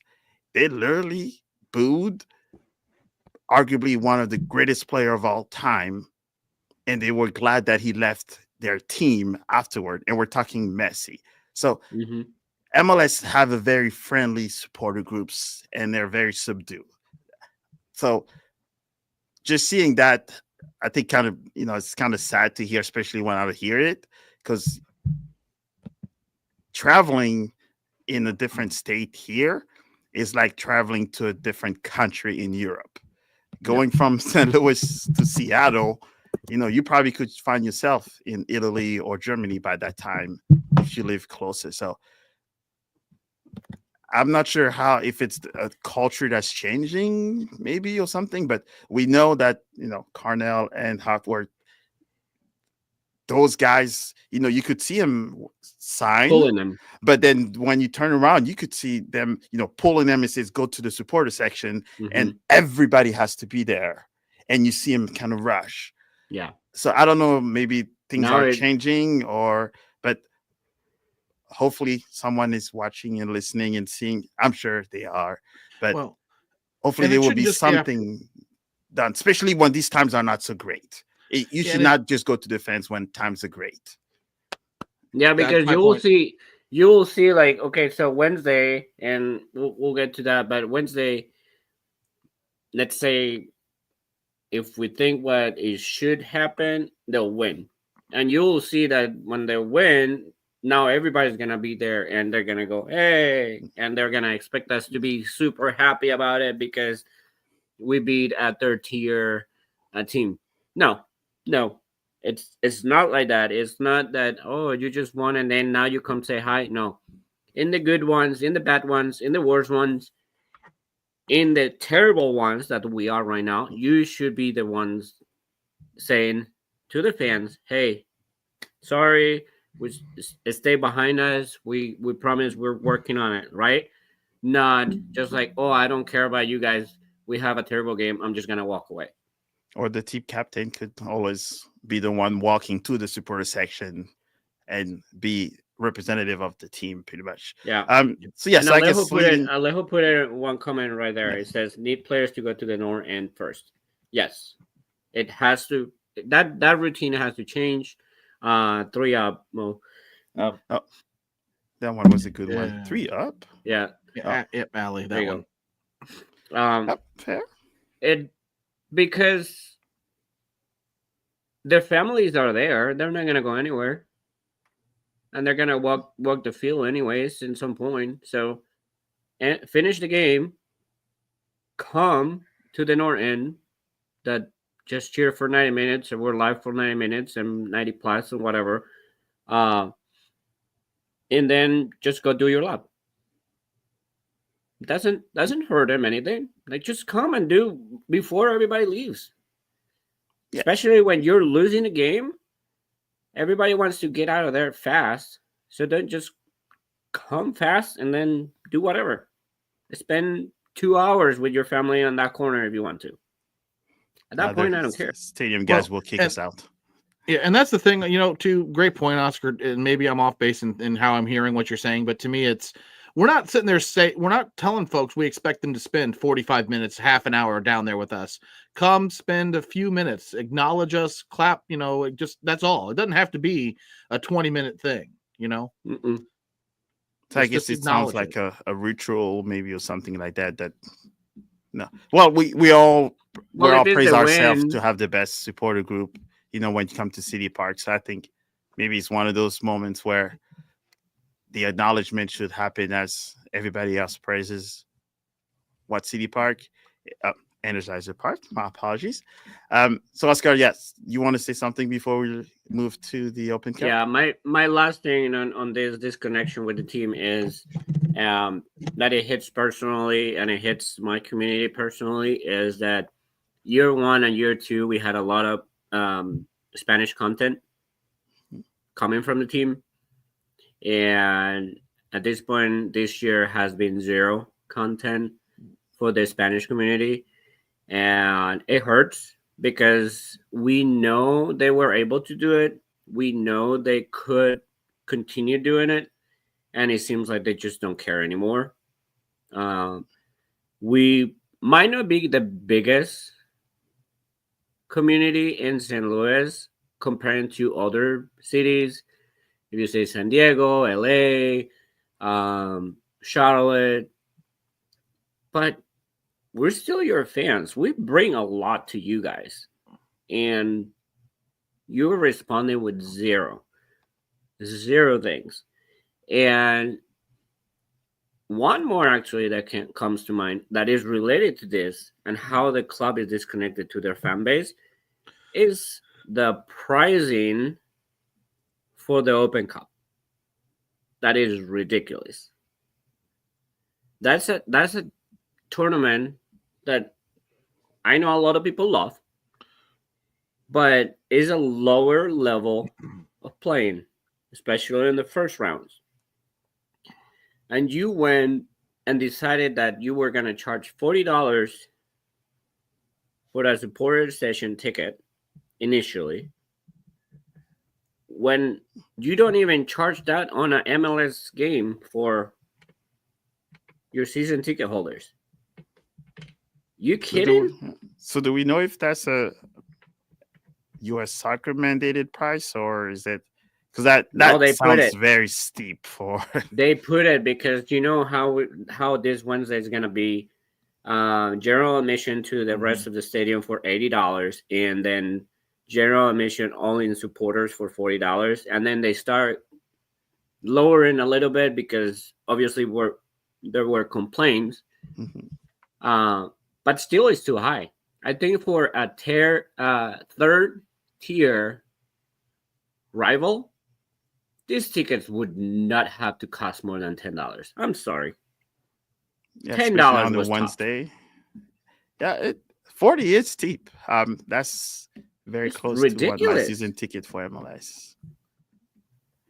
Yeah, so I guess I'm a little curious on that one. And I guess as we transition to the Open Cup, with Omar coming to town, the first things that people are coming up is that I was expecting to have bigger ticket sales, but you just mentioned the price is probably a big one, and then it's on a Wednesday night.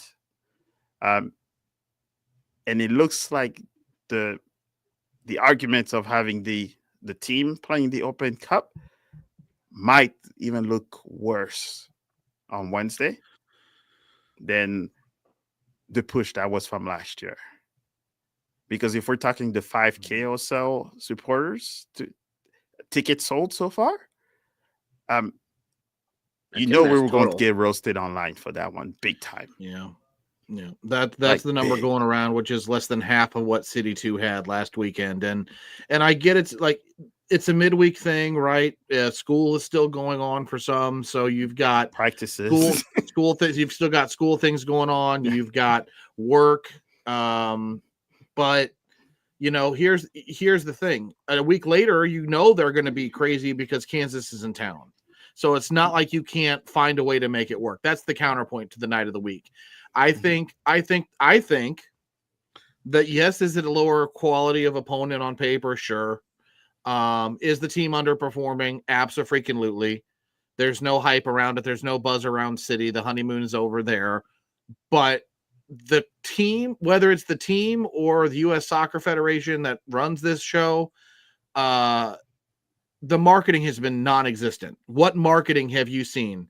Like, do people know? I was talking to a friend of mine today, and she's somebody who will go to almost every game if she can. She lives an hour and a half away, and she said, I forgot they were even playing in that game. I haven't seen anything. I didn't know tickets were on sale or how much they were.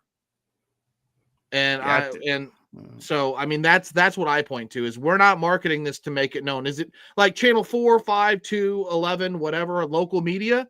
Go cover the thing. You have cameras. You have accessibility.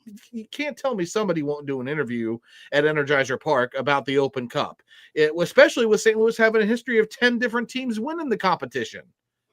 Like, we brag about, we have sashes on our kit that tell stories about Open Cup wins and the win of 1950. What are we doing other than dropping the damn ball? Right, I think the only advertisement was that I guess Paramount Plus will play those games on their channel, but it has not had. I've not seen the push that I guess the year before when we were still new about it. Yeah.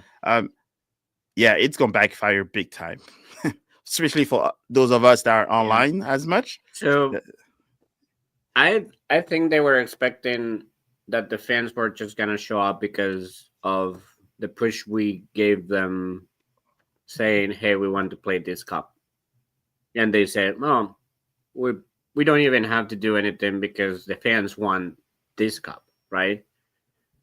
And they just say, "Oh, well, the fans will take care of it." But also, sure, if you were first place in the league, scoring tons of goals, then then the fans will be, oh, another game to see City. Yes, of course. But when you're doing all this and you're not connected with the fans, you're not doing anything to make them happy. Only saying that we were the better team every game, like that's not filling up stadiums. The only reason they have fill up stadiums is because everybody's still on the 3rd-year contract. True. That's the only reason. And they were smart about it, because if they didn't offer that 3rd-year contract this year, we would not have a sold-out stadium. Only the initial game. Mm-hmm. The rest would have not been in there. So I guess I don't know if you guys watch much of Omaha Union itself. Maybe Jeremy, you're a little bit closer to those guys. I have a friend that plays for them, so I think that's as much as the excitement that I have for that tournament. It's still growing on me, but I know you, Jeremy, and probably Charlie has a little bit more tied to the U.S. Open Cup itself. So for me, I will admit, three years ago, I didn't know what it was, right? Like before we had a club, I didn't know that. But since we became a club, I've done my homework, and it's the oldest running tournament in North America. It's our equivalent of what the FA Cup is supposed to be, where all of the tiers from soccer can come together and play. So that's why I really appreciate it. And the Premier League does the FA Cup end up normally being the big boys. Of course it does. But that doesn't mean, like last year, I forget who it was. Might have been Sheffield United or something against Manchester United. Or no, Coventry City. We needed stoppage time to beat Coventry City to make the final. So you see the cup sets, right? You see some really good stories. It's where you really see even the potential for players to get more exposure. There is intrinsic value to that, in my opinion. So that's why I really appreciate it and enjoy the Open Cup. And I've got some stuff on Omaha when we're ready for it, but I'll turn it over to Charlie first. Yeah, I think I didn't watch a full 90 minutes of soccer until I showed up to the City Park. to watch the CONCACAF game versus the Houston Dynamo. As soon as I went there, I learned about a lot of things. I went home. I didn't sleep much that night. I researched and I watched videos and stuff like that. But it was really the Leagues Cup where I learned about why they were protesting the Open Cup. The Lamar Hunt, of course, I know Lamar Hunt more from the creation of the American Football Conference, which is half of the NFL. But you know, I think I understand the significance it has, and to not market it at all is just outrageous. I saw more stuff about Victory Men's Health on TV than the U.S. Open Cup, and that's crazy. Yeah. I don't like. Come on. Yeah, but I want to be fair as well to maybe on the marketing side of things. It's probably U.S. Soccer that's don't know really much what to do with it, but also if St. Louis say that they were so proud to have all these wins and all these trophies, right? There's to a point where no matter how much marketing you get, does not matter if it's not that important to the city unless it's the hardcore play, right? I can go and like the France Cup, for example, for us in France, you don't need to have to advertise it. We know that tournament's happening, people will show up, right? Even though they change the name of the sponsor all the time, they know that cup means something. So it's like, so just seeing how many tickets are sold, I don't care how crappy the team is. I don't care, how pissed off you are. If that cup means so much to your city about it, I don't care if it's on a Saturday at 11 o'clock. Guess what? You still have to show up because you talked about it. So you have to be there. So you know what? let's just. So I'll go with that. We'll say the league dropped the ball, or U.S. Soccer dropped the ball on advertising, right? We'll say U.S. Soccer didn't do it. Okay. Here's what I'm going to say though. Don't get me wrong. Having Eli Drinkwitz and Mizzou come to town a couple times and bang the drum, that's cool. City could have taken this in their own hands and found people to come in and do that and do some advertising in-house before every single game. You've got a packed house. Get people thinking about this months ago when people are at that level of hype around the club. It's easy. It doesn't cost them a dime. I'm sorry, again, Eli Drinkwitz and Mizzou, great. Bring them later. Do this now, because I'm sorry, this tournament, we could talk about history. There's money at stake. There's $600,000 to the winner at stake. Plus, and even more importantly, I know it doesn't carry the prestige of the Champions League in Europe, but if you win, you get into the CONCACAF Champions Cup. And if you somehow win that, you get into the FIFA Club World Cup. I mean, it is an avenue to get into these major tournaments that generate you more revenue. So for all the people who want to talk about Carolyn Kindle bets, or Carolyn Kindle, she's no longer bets, doesn't matter, about opening the checkbook, doing this, winning this competition gets you money to put back into the team. So you come there, make it a hard environment to play in, and the rest takes care of itself. Yep, and that's how every big team does it, right? They win trophies. Also, that's where the money comes. Also, you said it's a U.S. soccer problem. It could be a city problem, could be an Open Cup problem, could be a U.S. soccer problem. A part of that is media outreach, and 2 years, and it's the media outreach they can get from that kind of stuff. And I don't know, I haven't seen a ton of stuff on X or on a lot of these platforms talking about. It's a handful of people that are actually spending their time to promote it. Yeah. Actually promote it more than the people that are in charge to promote it. Yeah. Oscar, you had your hand up. What's up? Yeah, so with what Jeremy was saying, like, hey, here's an idea. You have the best supporters group in MLS. Why don't you reach out to your supporter groups and record something talking about why this cup means a lot for you and you guys that we were protesting last year? Easy marketing. You connect all your supporter groups to that. Each supporter group have at least 50 to 100 season ticket holders. If you reach out to them and you say, hey, your leaders or your people that you know that they're in the leadership groups, are gonna be in camera and they're gonna be in TV, and it's like, oh, that's cool because my friend is over there. You might get to more attraction and say like, oh, I'm gonna buy the ticket because that was really cool. Like they took our fans in consideration and they want to do something. But no, like that was really easy to do. Um, Well, yeah, we it have the just most podcasts in MLS. I mean, there's so many ways that they could have promoted that. And obviously the pricing didn't help. Just now it is what it is. So Yeah.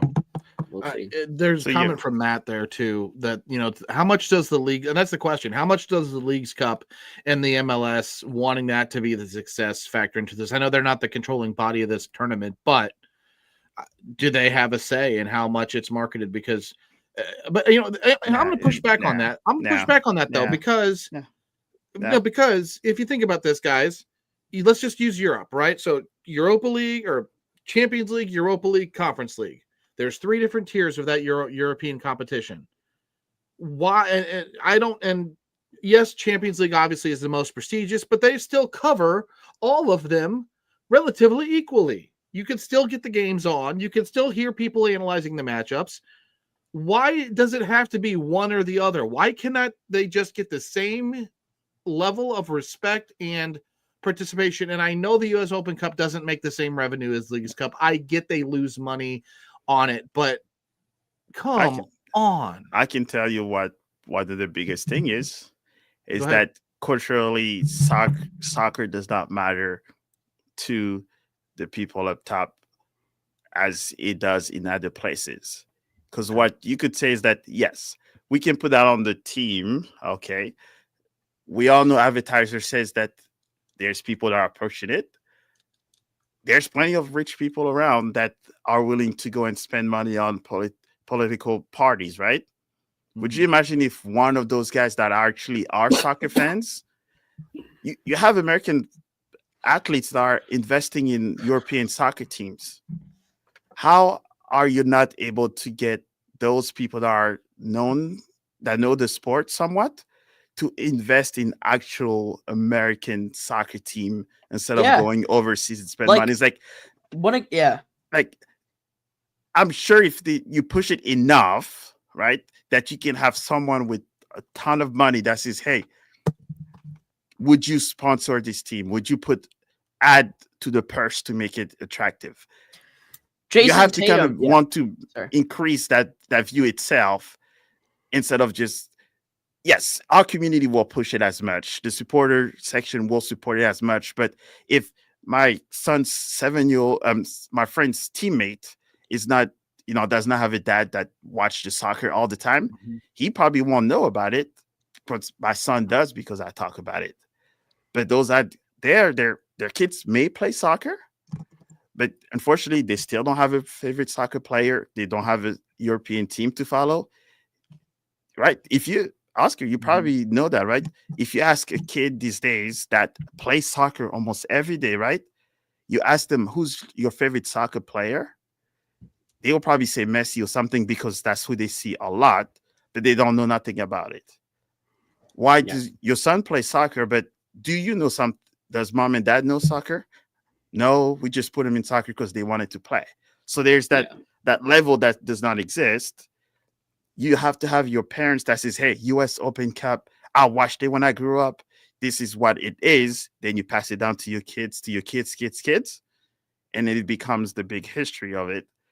If it's stuck with like the supporter section and the diehard soccer fans, US Open Cup will never move anywhere, right? You say Champions League, almost anyone that knows a little bit of soccer, if you say Champions League or World Cup, they know what it is. Mm-hmm. Yeah, and like you talked about, like celebrities that are very rich investing in other like countries' sports. You talk about like St. Louis guys, CBC graduates, Matthew Tkachuk and Jason Tatum. Of course, Jason Tatum, star NBA player for the Celtics, is making much more than Matthew Tkachuk, the star forward in the NHL ice hockey for the Florida Panthers. Because NBA, Jason Tatum's making like $50 million a year. Matthew Tkachuk's making about 14, I think, million a year. But like they've talked about bringing a WNBA team, NWSL team here. They're trying to bring like all the other major sports to St. Louis. They were in talks of moving the Pelicans from New Orleans to St. Louis. There's things about the Bengals coming to St. Louis, the 3-1 odds of the Bengals doing that right now because their lease in the stadium is up in Cincinnati. Like, there's just so many things going on with this city's investment that I just hope that it continues to grow, because we see more people that are starting to kind of invest in the city and get that kind of stuff going. Yeah, you gotta build it and talk about it, and you have enough people that talk about MLS. Yeah, and think about how many like young girls in this city just grow up and they watch boys soccer and and they're like, oh yeah, that's cool, but like I want to see someone that I can relate to on TV. Imagine if there's like Energizer Park is empty 6 out of the 7 days of the week. You can find time to fit an NWSL team in Energizer Park, right? Like, you can make it happen. And think about the community outreach that they would have. Think about the amount of opportunities it would give young girls in this city and in this state. How many opportunities that would give them. I think it's a great endeavor to look into. And so you have to talk about it. Fans get a whole. I put much more pressure on the fans themselves for especially any cups. It's more the fans that have to advertise it and have the history to follow it. Yeah. So I can't speak for facts, right? Like, I don't have the facts, but I have a theory on ticket prices, since that continues to come up in the chat. Okay. And real quick, the other fixture on the other side of this bracket that determines who we play next, which is Louisville City and Minnesota United. So here's what you have to think about. If we win, right. Well, right. But my point is this. That game is at Louisville City. And the MLS isn't going to make money, or the league or the tournament won't make money, because they have probably I don't know. I'm going to speculate an $8,000 seat stadium, maybe. So what they're going to do is the venues that have more, i.e. Energizer Park with 22,500, they'll jack up prices to make up for that, because they have to try to turn a profit somewhere. And it's not fair, but that's all speculation. I'll throw it out as speculation, but that's a theory I have as to why ticket prices from a business perspective are happening the way they are, because they've got to try to turn this thing into a profit, especially if they're shelling out $600,000 to the winner and $250,000 to the second place team. So, Jeremy, you're saying that that's the reason why, or like given why they put the prices that high? It's a theory. It's speculation. Okay. It's not fact. No. It just to make sure, like I understood correctly. Yeah. That's what I'm saying. So I'll tell you that it should be completely the opposite. So there's a, and I can't remember the real title of this, but it's a variable pricing. It's adjustable pricing, that there's a strategy that normally big teams use in this type of scenarios. Like, for example, I one time I Googled this strategy with Arsenal tickets. And Arsenal tickets has this adjustable pricing where if you play a tier A, your ticket's higher because the entertainment is higher. The show is bigger. It's more fun because there's more stars and more things to watch. There's tier B, where is a good league team that gives you challenge and it should be good, and lowers the price a little bit because there's not that many superstars. There's a tier C, where you play the bottom teams where it's not as attractive to play. Yeah. And then you get a D, and the D is cup games, that you're playing teams that they're not recognized by many, or for not the regular fan, but the casual fan that you want to attract to become a regular fan. Mm-hmm. Those are the moments where you need to pull the target market that you're not reaching, and say, hey guys, you have not been able to be in City Park this year or these 2 years, here there's an accessible price that you can come and watch. It's not the highest level of playing or attractiveness, but here, come watch us, come watch our environment, get hooked, and then the next ones you're Yeah. gonna continue coming.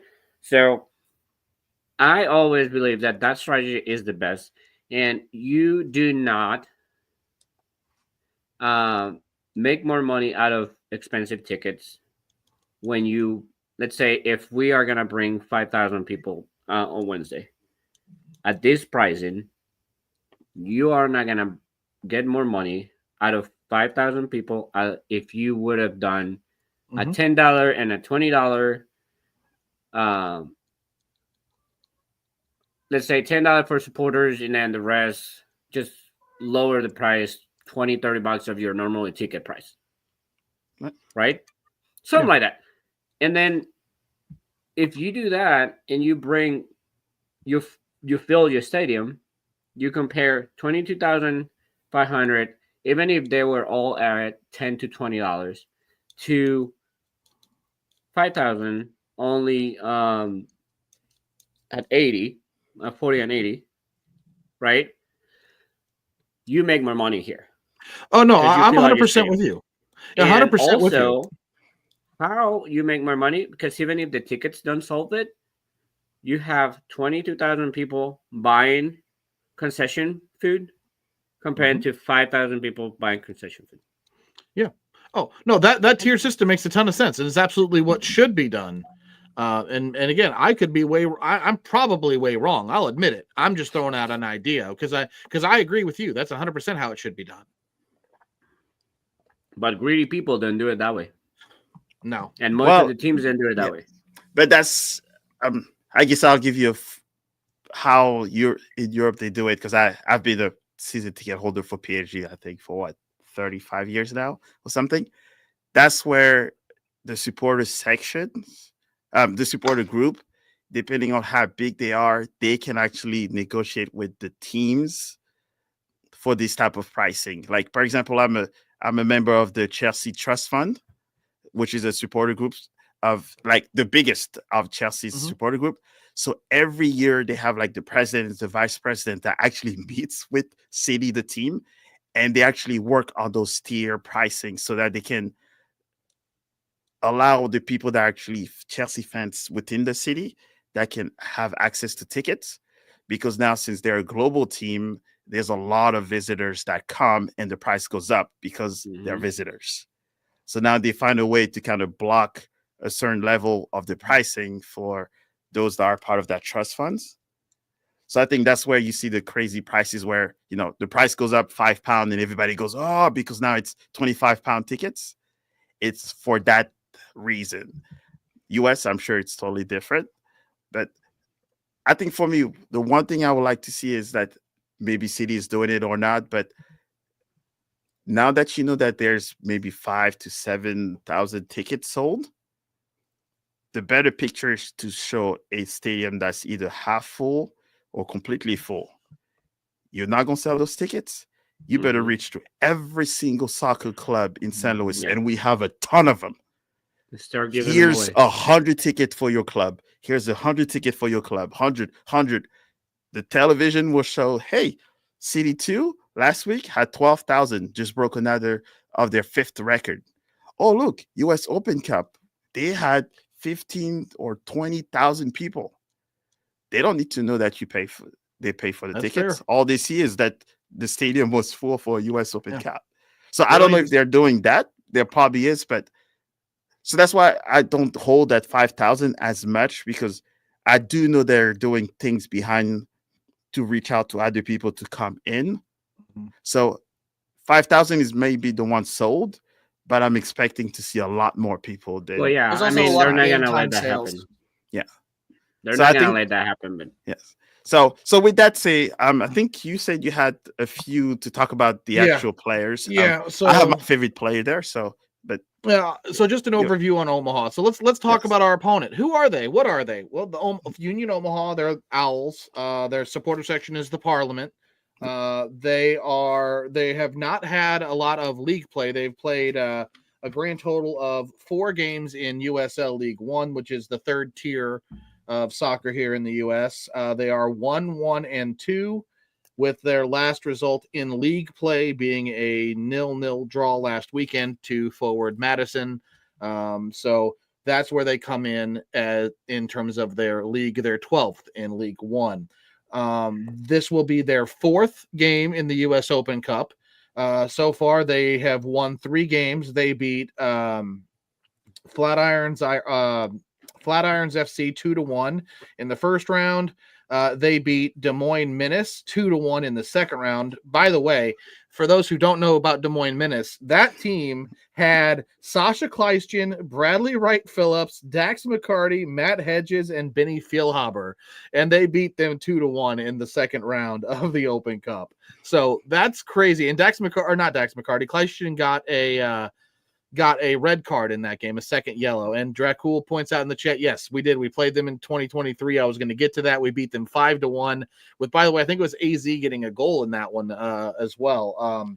But back to their current Open Cup run, they beat San Antonio FC. Speaking of Sam Adeniran earlier, Charlie, They beat San Antonio 1-0 in the third round on the 15th. And there's another tie besides that 2023 appearance in Energizer Park. Former City 2 player Max Schneider plays for Union Omaha, so he will be back in town as well. So that's a little bit about our Open Cup opponent, Union Omaha, as they come to town Wednesday night for what is technically the 4th round, or the round of 32 in the 110th edition of the U.S. Open Cup. So it should be a fun one. Familiar faces, a couple of them. And I do know that we have San Diego coming in. I think we're reaching that level. But so quick talk about the San Diego. We tie when we went at their home. How do you guys feel about that game? Like maybe a 1 minute, just a 1 minute thought of the San Diego game. I mean, San Diego is an inconsistent team. They play one game great, and then not so great the next one. So, I mean, the last one they did very well, and I believe they beat Dallas 3-0 or 5-0, 5, something like that. They got 5. So, I don't know. I mean, they come with momentum. I mean, winning 5-0 helps to them, but like I said, it could be one of those games when they don't perform the same way that they did the past one. And I mean, we as St. Louis have to be playing every game right now as a final. I mean, we're 7 games without a victory. So it's time to wake up, and it's also a preview before Kansas City. So things have to change in that end. So I would expect winning that game, even 0.5-0. But just gotta do something. Fair. I'm gonna quote I forget his name, but it was a high school football coach that said this. San Diego's got me feeling like I just watched my mother-in-law go off a cliff in a Mercedes. I've got mixed feelings. It's kind of like, they're either really good or they're really mediocre.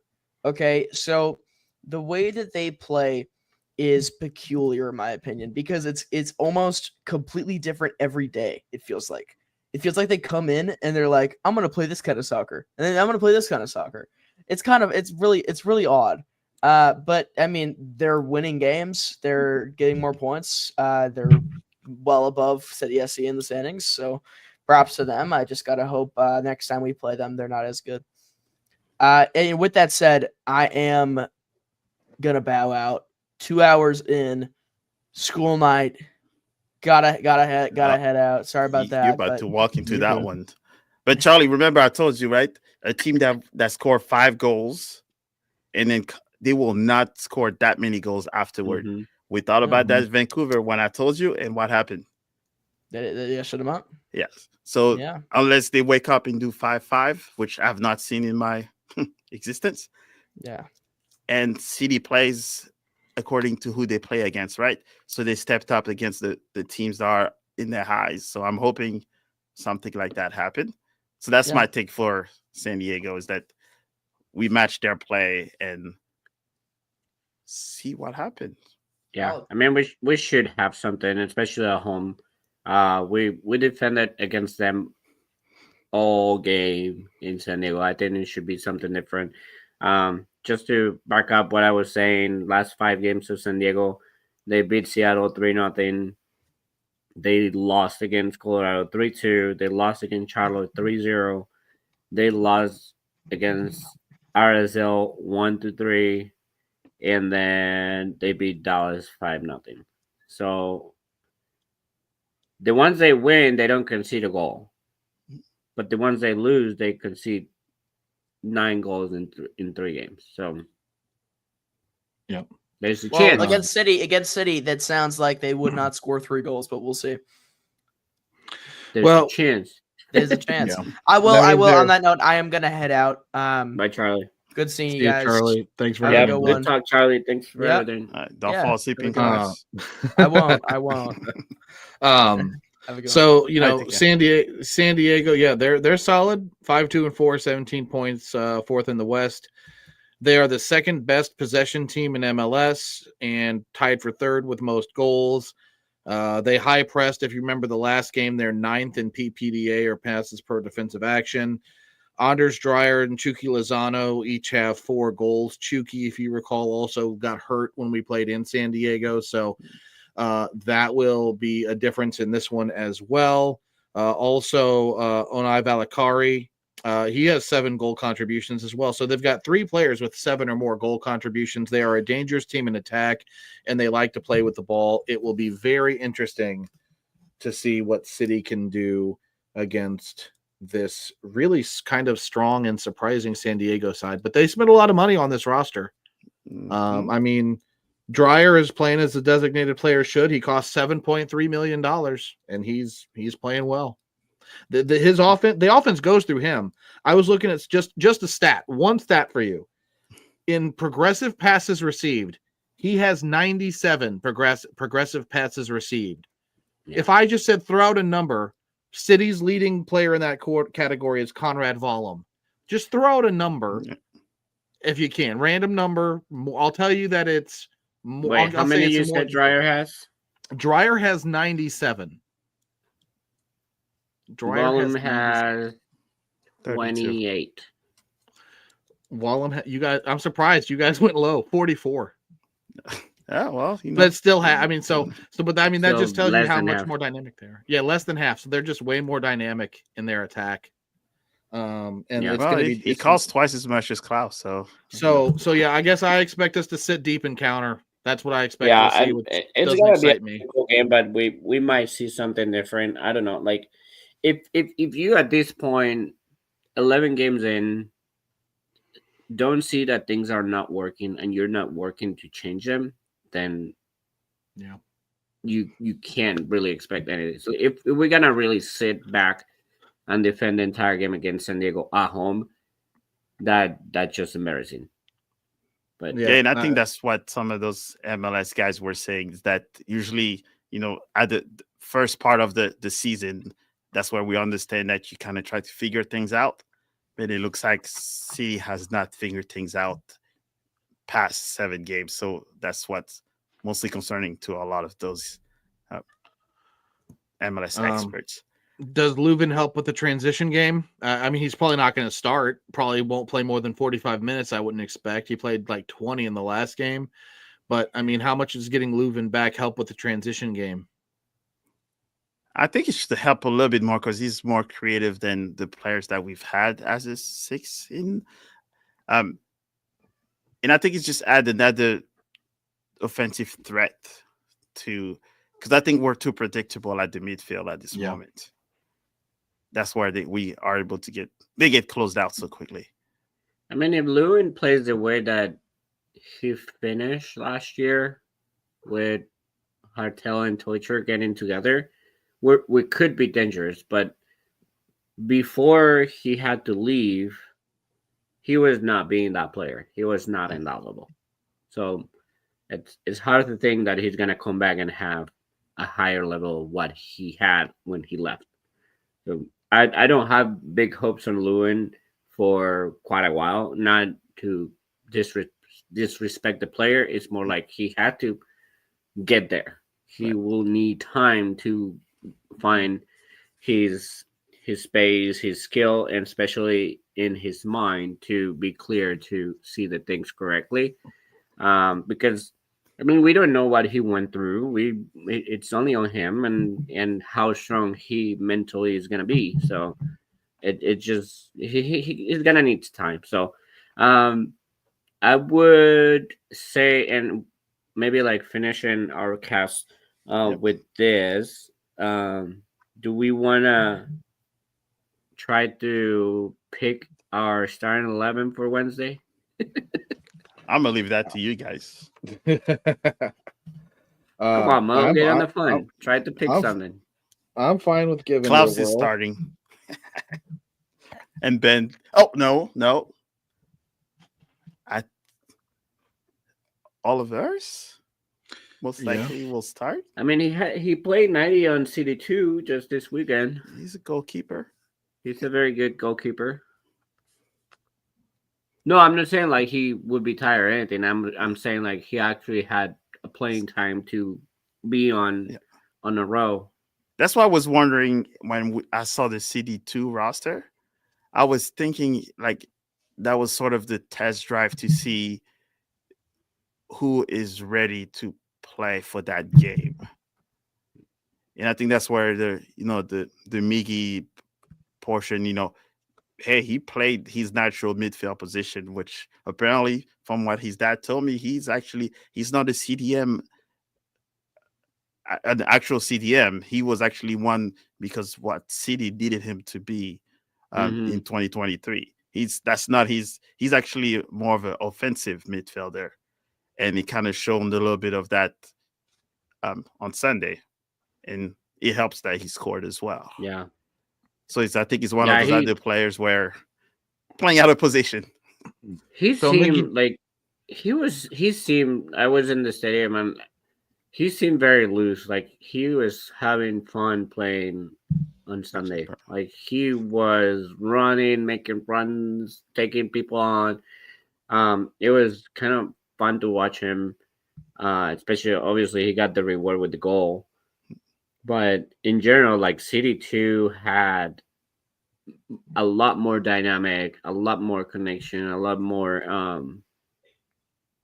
feeling between each other. Like you just like you could see they make runs, they take risks. They were going in comparing to what we have seen for City. So it's it's hard to not say to Alejandro there. They said I start City too because they won 31. Like I mean, it was a fun team to watch. Obviously, they're lower level than what we supposed to be on MLS, but I mean they did good. I would say they I said it before that I was gonna say Lunt will start, but they might actually go with Mo and say Olivares maybe getting those minutes. Yeah, give The him a only feel risk of with it. that, the only risk with that is that if something goes very bad, Yeah. it will be very tough to blame one to be like, oh, Olivares made a mistake or whatever. I don't foresee seeing that, but I mean, if it happens, it's soccer, you know. So if everything happens, and they'll blame on him one and two, like Olaf will get eat alive Yeah. for that. So I would stick to the one I sent you guys in my chat before. I'm gonna really fast, and then Jeremy, you can share yours, and if Mo wants to get join in the fun. I'll let you Um, guys have. But shout out to Kane too, because it looks like he's finally came to the dark side. I know he's usually always in the air, flying to another stadium all the time. So he's living the life. Nice. So Yeah, thanks for coming. Okay, so I'm gonna go with Lund, and I'm gonna say Wenzel, Timo, and Nilsson in the back. And then Zielinski, Morales, Watts, and Reed in the midfield. And then Zande Silva and Celio. And then Betcher on top. I like that. All right, so I'm gonna switch mine up a little bit from what we had in our chat earlier because I was looking at I was looking at the minutes from the City 2 game, which changed my mind on Miggy because Miggy is played 90, and I don't know if he'll be back. He's young. Come on. He is young, but it's what's that 4-day turnaround? Yeah. He needs like a day and a half. Come on. So as I'm looking at this, I need like 7 months after that. well, you know, you have a little bit more mileage. We'll just say that. No, so I'm gonna go with Olivares in goal, Jay Reed, Vincel, Yarrow, and Nilsson. I don't love the back line, but that's what I'm going with. My midfield is going to be Morales, and I'm going to throw in Jake Gerwood-Reich. That's the surprise name. He played 76 minutes at the weekend, looked really strong, looked good, so I'm putting him in there. I did throw Josh Yarrow in the back as well. So I've got Vincel, Yarrow, Nilsson. Joyner is my opposite wing back, and then my 3 attackers are Silva, Pompeu, and Betcher. I like it, except the back five. Is that what you? You're showing a lot of respect for a team that has not scored it's back five. So Reed, Vincel, Yarrow, Joyner, and Nilsson are the back five. You're showing a lot of respect. Oh, yeah. Who's going on the right wing? What's that? Who's going on the right wing? Right wing back. I was throwing Joyner, but he's okay. Joyner. I mean, I don't love it, but yeah, it's true. I mean, I would never play Joyner in that position again. But that's fair. Damn. I mean, it could happen because you already played him in a very difficult game. So yeah, let's say so. But I would disagree. Not that he might play, and more of what Alejo said as well. I didn't see JGR doing anything yesterday. Dude, he kicked the ball. He was on the field. No, the highlights twice. All right, I'll be twice, but I saw highlights, and so I guess the highlights can leave a different opinion. So I'll give you that. You know, based on the highlights, he looked like he was involved in the play. So, and he didn't get hurt, like Nilsson. So, yes, we were all the first play of the game. He got stepped on, and we're like, "Oh, great!" Yeah, I saw that one. I was like, great. He's like on the ground for like a minute, and we're like, "Oh no!" Yeah. But okay, well, he got kicked twice, but at the same time, I feel obviously, I'm not gonna blame him. I'm just gonna say that he's still far away from what he needs to be playing. Okay. He's behind the plays. He's not fully. I don't know if it's his mentality or because the reason that he's coming back from injury and he didn't want to risk too much, but he seemed like he was behind it, jogging a little bit too much, not trying to force any type of like hard play. But I didn't like what I saw, especially because that's a position that me, with my non-professional experience, but it was my position that I play all my life. I feel like there was not enough quality there at the moment. Yeah. He might get there. The ball at work. He might get there. I mean, I'm not judging him. I just think like he's still far from what it needs to be. I'm got a striker. By the way, I have to give shout. Roman Polak's Pollock's wrench. Great Blues reference there. Sorry. Former St. Louis Blue Roland Pollock. I loved that. It cracked me up earlier. Anyway, Mo, did you need to finish your starting lineup, or did I get Oscars all the way? You guys got it. All right.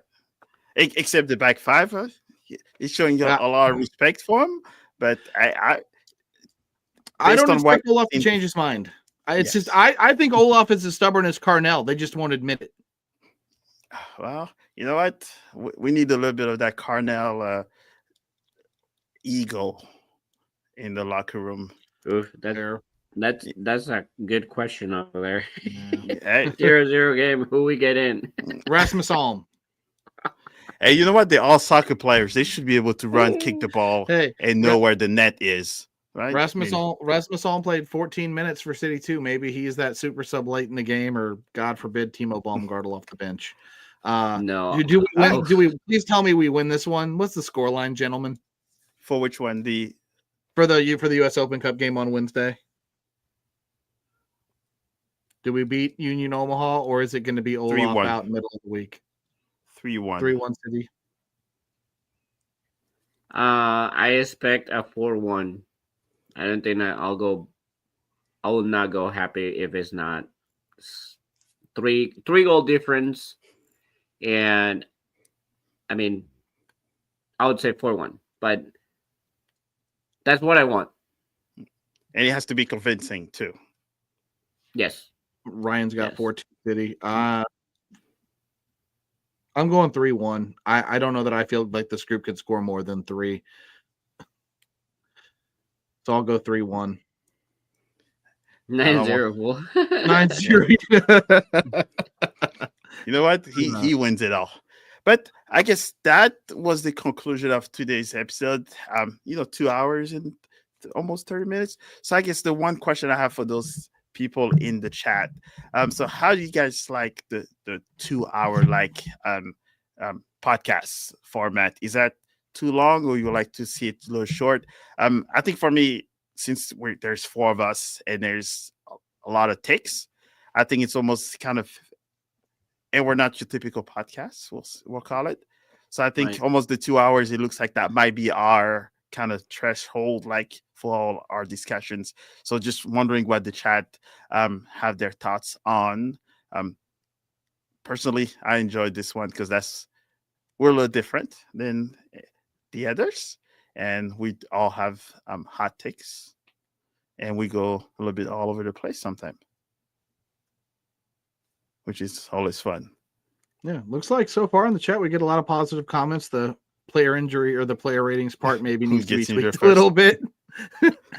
Maybe we leave that to Tom Franklin and the Soccer Zombie. But no, I enjoy this. I agree with you, Mo. I think the 2 hours is a good sweet spot. It's good therapy too, right? Just let it all out. Hey, I feel a lot better. Bam. We got it all out. Now we can all sleep well tonight. Okay, that's what this is. This is our pre bedtime ritual.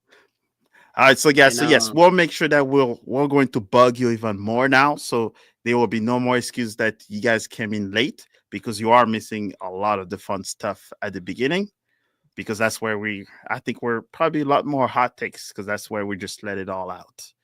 But with that said, Jeremy, any closing statements? No comments, hot takes. Hot takes. Come out to the Open Cup if you can on Wednesday. I'm going to be there. I'm going to be there on Saturday too. But it's a 2-for-1 week at home. No place I'd rather be than Energizer Park with the 22,000 of my friends. Oscar. 4,000 or 5,000 on Wednesday. That's right.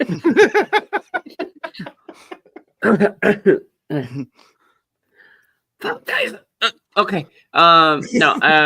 Yeah. I will also encourage everybody to go.